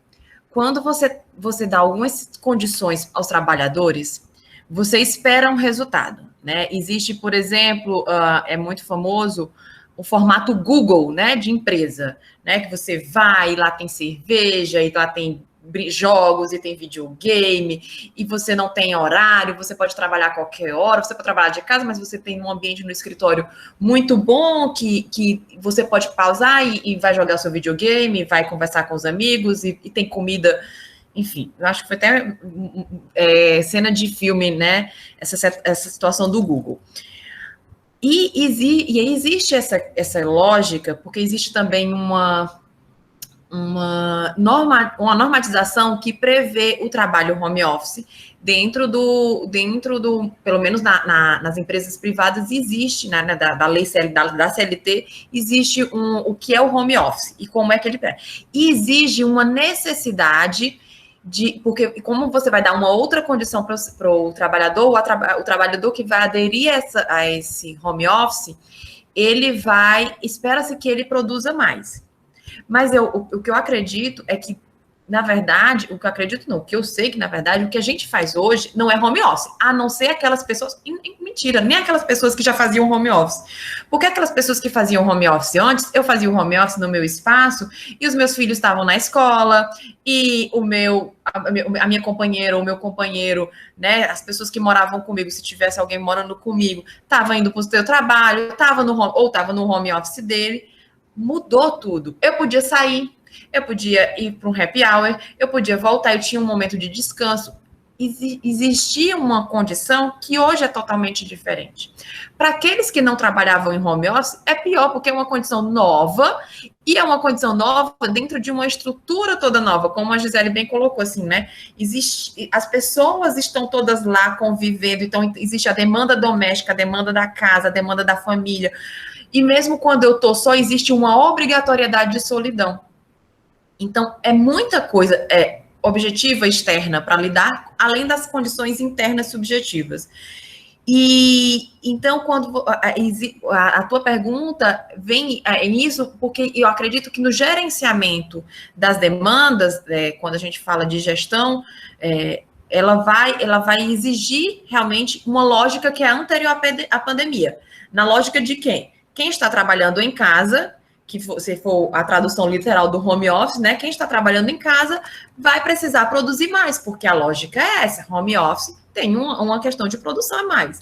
Mas o que a gente faz hoje, pelo menos não dentro dessa situação de pandemia, não é home office. Não é home office. A gente está obrigado, para quem está trabalhando dentro de casa, está obrigado a trabalhar dentro de casa.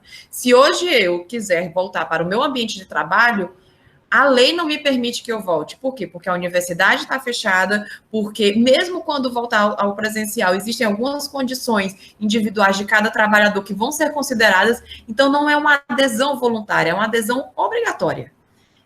Então não é um home office. E isso precisa ser compreendido não só por mim, trabalhador, mas para quem gerencia e para quem passa essas demandas. E aí volta a questão do que a Gisele falou de cooperação, volta do que eu falei de comunicação. Eu vou dizer que é fácil e é possível? É possível, mas que é fácil, não, porque também tem a questão da precarização do trabalho, né? É assim, não consegue produzir mais, pois vamos, né, suspender o seu contrato, vamos fazer uma demissão, porque você não dá conta daquilo dali. Mas que ela precisa... Só que isso não movimenta, porque no final das contas, a lógica de quem é do empregador, isso eu estou falando do privado, né, do ambiente privado, do mercado de trabalho privado, é movimentar a economia. Quando eu aumento o desemprego, eu estou indo contra o progresso da economia. Mas muitas vezes ele não pensa nesse ponto, nesse ponto. A gente não está dentro dessa condição de que eu posso suspender um monte de gente né, suspender um monte de contrato e demitir um monte de gente que está tranquilo, porque não é desse jeito que está funcionando, que vai funcionar. A economia não vai funcionar desse jeito. Porque quem está trabalhando, ela precisa pensar no micro e eu preciso pensar no macro. Micro, a minha empresa, o local que eu gerencio, e o macro, que é a economia como um todo, porque a minha empresa também depende desse macro. Então, vai precisar de um olhar diferente de quem está gerenciando. Mas que existe realmente essa demanda, ela existe, porque a lógica é pré-pandêmica. É uma lógica de pré-pandemia, onde quem está trabalhando em casa tem uma condição de produzir a mais. É por isso que está trabalhando de casa. É um benefício, certo? Só que é um benefício que, se o trabalhador entrar nessa lógica, além de ele adoecer, ele é um benefício que vai para os dois lados. Porque quando eu estou trabalhando dentro de casa, o meu empregador, ele também está economizando, ele também tem ganhos. Ele está economizando com a energia, ele está economizando com o auxílio transporte, ele está economizando com a série, inclusive com as condições com insalubridade que eu recebia, por exemplo, dentro da universidade. Quem era servidor que está dentro da instituição e se recebia insalubridade, está cortada a insalubridade, porque a gente não está num ambiente insalubre, né, em tese, a gente está dentro do ambiente de casa, e aí então eu estou economizando com uma série de coisas, e não é só um benefício para o trabalhador, porque se fosse um benefício só para o trabalhador, tenha certeza que nunca home office teria existido. Home office só existe porque é bom para os dois, porque é bom para o empregador. Se é bom para o trabalhador, aí já é um benefício, já é ótimo. Mas é porque é bom para os dois lados. Então, é nisso que a gente tem que pensar. Mas que existe essa lógica, existe. E eu acho que, de novo, a gente precisa sentar todos, quem emprega e quem é empregado, para a gente conversar. Obviamente, um só não faz a força, mas eu acho que é uma construção para a gente, dentro desses limites, sair falando e sair expressando quais são os limites que a gente tem, porque senão vai vir muito. E aí a gente ultrapassa realmente o nosso horário, que é uma coisa que tem acontecido. Eu vou falar um pouco da minha experiência, né? Eu ultrapasso o horário, porque antes eu estava na UFAM de 8 às 17 horas, acabou. Se tinha alguma coisa para o outro dia, que precisava, ia ficar para outro dia, porque eu não ia trabalhar depois das 17 horas eu tenho que pegar meu filho na escola, e as dinâmicas de casa. Quando eu estou em casa, eu não tenho mais essa concretude do horário que termina. Eu posso até dizer que eu vou parar às 17, mas aí, às 10 horas da manhã, eu tive que parar porque o meu filho me demandou alguma coisa. E aí, eu não sei mais se eu fiquei ou 1 ou 2 horas, e aí, às 17 horas, eu vou voltar a trabalhar, e aí eu vou até 1 da manhã. Só que isso não é condição de trabalho, porque o meu filho demandou por uma situação extraordinária, ou ordinária, porque se eu estou dentro de casa vai se tornar uma situação ordinária, né, uma situação comum, mas isso afeta o meu trabalho, e eu não tenho como dizer assim, eu não trabalhei 8 horas, ou eu não trabalhei 6 horas, ou eu não trabalhei 4 horas, porque realmente eu não vou conseguir dar conta de trabalhar a mesma coisa do que num ambiente fora, na situação que a gente vivencia hoje. né? Onde tem uma série de coisas perpassando, onde eu tenho que parar para fazer o almoço, onde eu tenho que parar para limpar a casa, atender uma pessoa, enfim, qualquer coisa que eu vá fazer vai atrapalhar o meu trabalho, que é diferente do ambiente onde eu estava. Não sei se eu te respondi, se eu não te respondi, pode, e se as demais quiserem falar alguma coisa também, acrescentar. Eu queria puxar um fio que tu começaste, que era onde vou ser rápida, dessa vez acho que a Roberta já falou tudo, né? Mas assim, o problema é que nesse momento o trabalho remoto ele foi entendido, né, como um privilégio, um benefício. Acho que esse é o grande problema.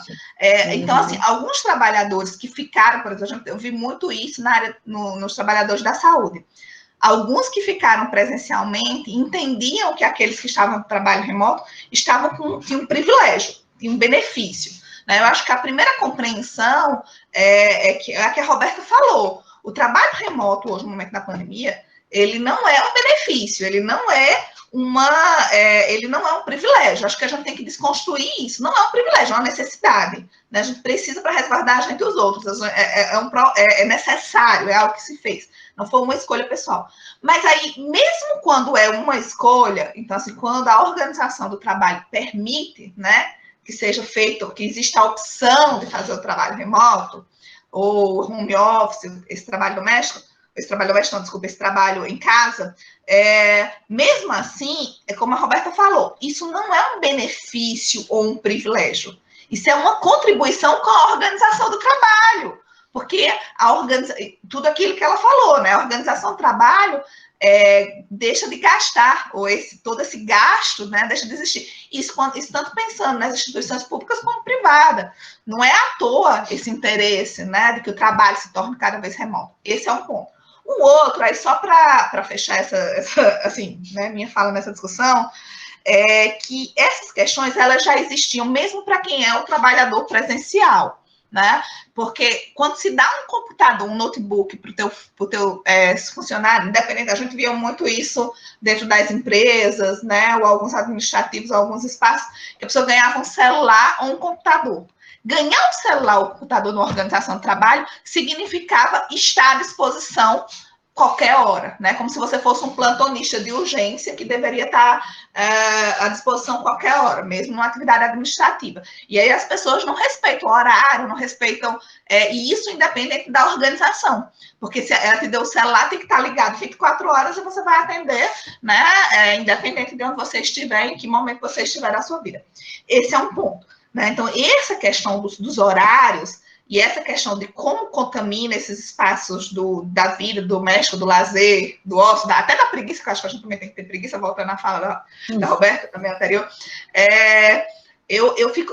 Essa discussão, acho que tem uma discussão que o Dejo faz muito bem naquele livrinho, bem quem tiver interesse, eu não sei se está fácil aqui, que é o da avaliação submetida à prova do real, né? Que, da mesma forma que a gente vinha falando, que a avaliação de desempenho, quando a gente pensa de resultados, de produtividade, avaliar ou quantificar esses resultados, esses produtos, não funciona, não dá conta, porque deixa de fora tanto todo o trabalho reprodutivo, mas deixa de fora todo o trabalho imaterial que tem a ver com pensar sobre, elaborar, criar estratégias, se mobilizar, usar sua inteligência. Tudo isso fica de fora quando a gente vê só resultado.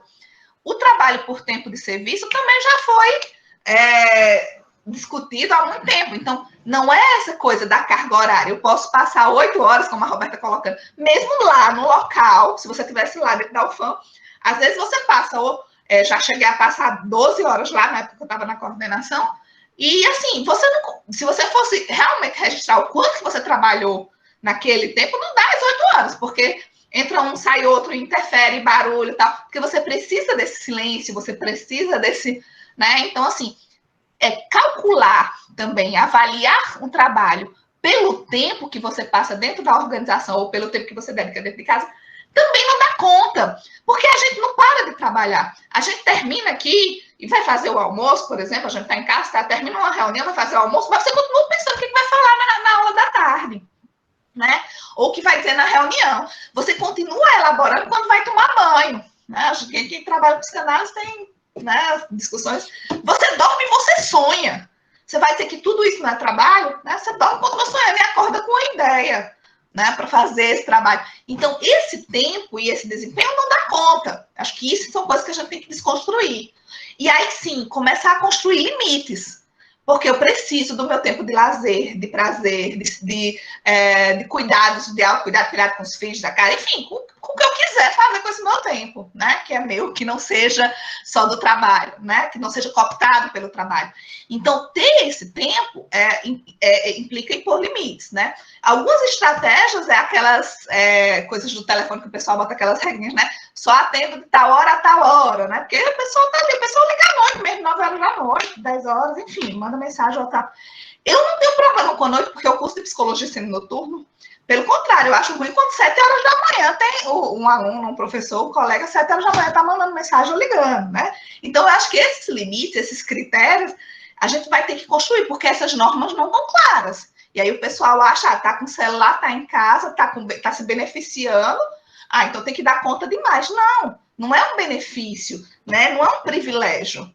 É uma contribuição com a organização. Eu estou usando o meu espaço, minha energia, estou pagando mais cara a energia, estou pagando internet melhor, né? Para dar conta de um trabalho e estou contribuindo com a organização. Então, já estou contribuindo a mais com a organização. Né? Então, não tenho que produzir a mais. Tá, desculpa. Eu disse que não vou me exceder. Bom, a nossa última pergunta é da Janaína, e ela diz que em âmbito de produtividade, no sentido tanto dos profissionais psicólogos, quanto dos psicólogos em formação, como ela sendo uma finalista, o que vocês propõem como sugestão de uma certa exigência da sociedade, evidentemente ansiosa e afetada com a pandemia, para nós acadêmicos em relação à participação da classe dos psicólogos nessa participação de cuidados para a sociedade?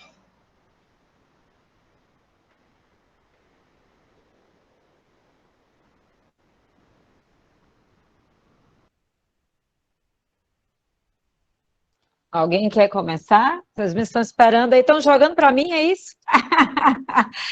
Bom, eu estou tentando ainda ler a questão e entender melhor, mas eu também, eu não sei também se eu entendi muito bem, mas eu vou começar a falar também falando, assim, partindo do meu local de fala, porque com relação a essa cobrança social, isso aí eu posso falar muito bem, porque, assim, eu sou psicóloga, eu sou mãe, eu sou cantora, eu sou toda tatuada, eu vivo em 2 mundos, né? Eu vou já entrar nessa questão da pandemia, mas eu quero começar primeiro com essa cobrança, né, que a sociedade tem fora desse momento, né? Que já havia. Ah, mas você tá triste? Ah, mas você é psicóloga? Ah, não, você não pode ficar triste. Ah, mas você é tatuada? Ah, mas você é de banda? Não, não pode ser psicóloga. Então, eu acho que eu penso que eu faço a minha parte, assim, tentando desconstruir ao máximo essa exigência de perfeição, de saúde, de bem-estar emocional pleno e maravilhoso para quem é psicólogo, né? Como a Ana Cláudia falou, aconteceu toda uma mobilização por parte de profissionais, discentes, docentes nesse período da pandemia, para que, por uma questão de responsabilidade social mesmo, né, para que pudesse atender aos anseios, né, situações aí, as demandas da população, né, mas eu acredito que nós também, enquanto profissionais, nós temos também que priorizar, porque é aquela coisa, né, a coisa lá do avião, em caso de despressurização, primeiro você põe a máscara em você, para você pôr a máscara no outro. Então, inicialmente, nós temos que cuidar de nós mesmos, né? E assim, a pressão social, isso sempre vai acontecer e nós temos que, acho que esse diálogo, ele precisa acontecer, né? De nós pensarmos o que efetivamente, que mensagem que nós passamos com as nossas práticas para a sociedade, o que as pessoas esperam da gente, por que existe esse ideal ali de que você tem que ter um estereótipo do psicólogo, né? Sentado lá no divã, é uma coisa assim que eu não me identifico com isso, assim, eu enquanto profissional, eu parto de uma outra perspectiva.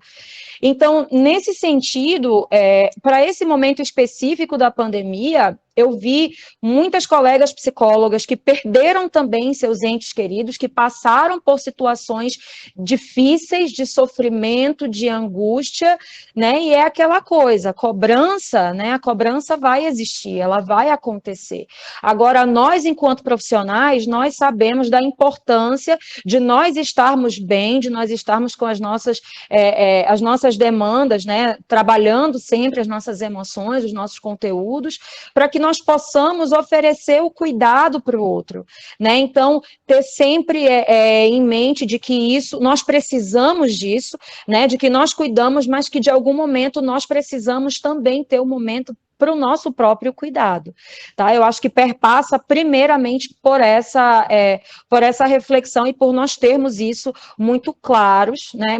Por nós termos isso muito claro para nós mesmos, né? De que nós precisamos estar bem, de que se nós não pudermos, enquanto profissionais da saúde mental, servir a comunidade como nós gostaríamos de servir, ok também, de que cada coisa tem o seu momento, né? Então, assim, saber que essa questão da cobrança, assim, eu já refleti muito sobre isso, né? Que mensagem que a gente passa, qual é o ideal, o estereótipo do profissional de psicologia que existe, porque as pessoas cobram demais isso, né? Então, eu sempre tento, assim, levar isso, particularmente a partir do meu lugar, muito como, assim, eu conjugo os dois mundos e numa boa. Eu estava conversando antes disso sobre a Ana Cláudia, né? E aí a Ana Cláudia estava perguntando, e aí, está conseguindo levar os dois trabalhos? Eu digo, vamos lá, estou levando. Dia de sábado eu canto, dia de semana eu trabalho, dou aula e vou levando, porque eu não consigo viver sem uma coisa nem a outra, mas vivendo do jeito que me faz bem, né? Colocando a minha saúde mental em primeiro plano.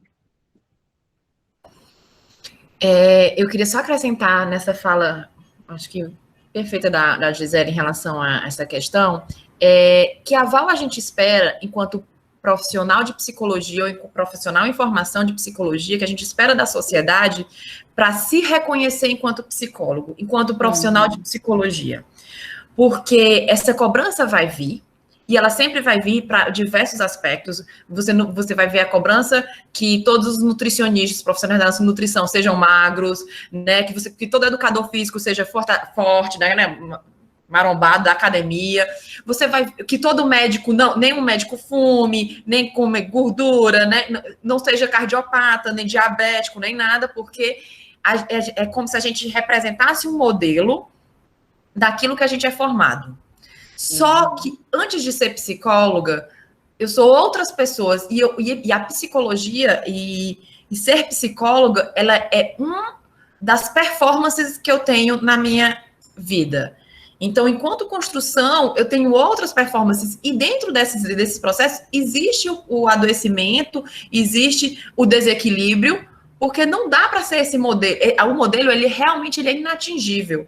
Ele é uma performance muito distante. Então, que bom que a gente tem psicóloga tatuada, que canta, psicóloga que é vegano, psicólogo que vai para o rodízio de carne, psicólogo que entra em depressão, que toma medicação, porque é nessa relação, que encontro é esse, né, dentro de uma relação terapêutica ou não, mas em qualquer processo de encontro, de trabalho do psicólogo com o outro ser humano, que encontro é esse, que esse não vai, que esse daqui não é tão inatingível.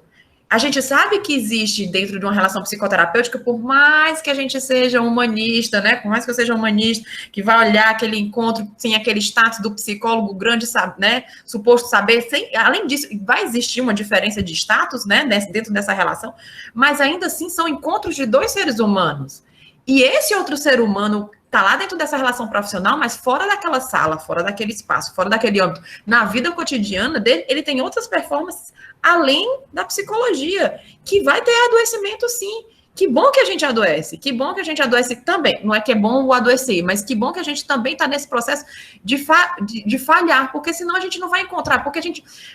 na psicologia vai estar tão inatingível, o psicólogo é tão inatingível, tão distante, que vai ser o encontro de um Deus com um mortal. E não é isso que a gente espera. São dois seres humanos ali, numa profissão, né, da psicologia, e eu acho que cabe a nós, Janaína, dentro essa sociedade ansiosa que vem para a gente, né, que espera muito da gente, ou que o que projeta na gente muita coisa e espera da gente muita coisa, até às vezes coisa negativa, né? Assim, eu acho que você é psicólogo, então você vai estar me analisando. Não, eu estou aqui sentado com você conversando, não estou te analisando. Não leio o pensamento, né? Ixi. Minha internet Estamos falha. te ouvindo. Estão me ouvindo? Pensei que a minha internet Sim. tinha falhado. Estou pausada aqui, vocês estão tudo pausado para mim e eu estou me vendo pausada. Então, assim, eu acho que a gente precisa olhar e analisar exatamente esse ponto de que a gente também é processo de desconstrução. Como a Gisele falou, né? Ela, no dia a dia, ela desconstrói. E todos nós... Isso. Era essa a minha fala. Falhou só um pouquinho no final, Roberta, mas deu para ouvir.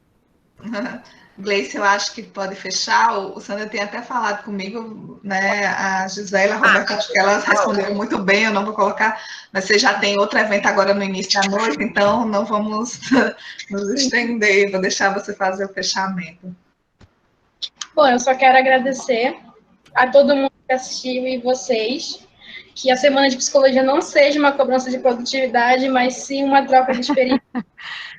Então, muito obrigada por terem tirado esse tempinho para vir falar com a gente.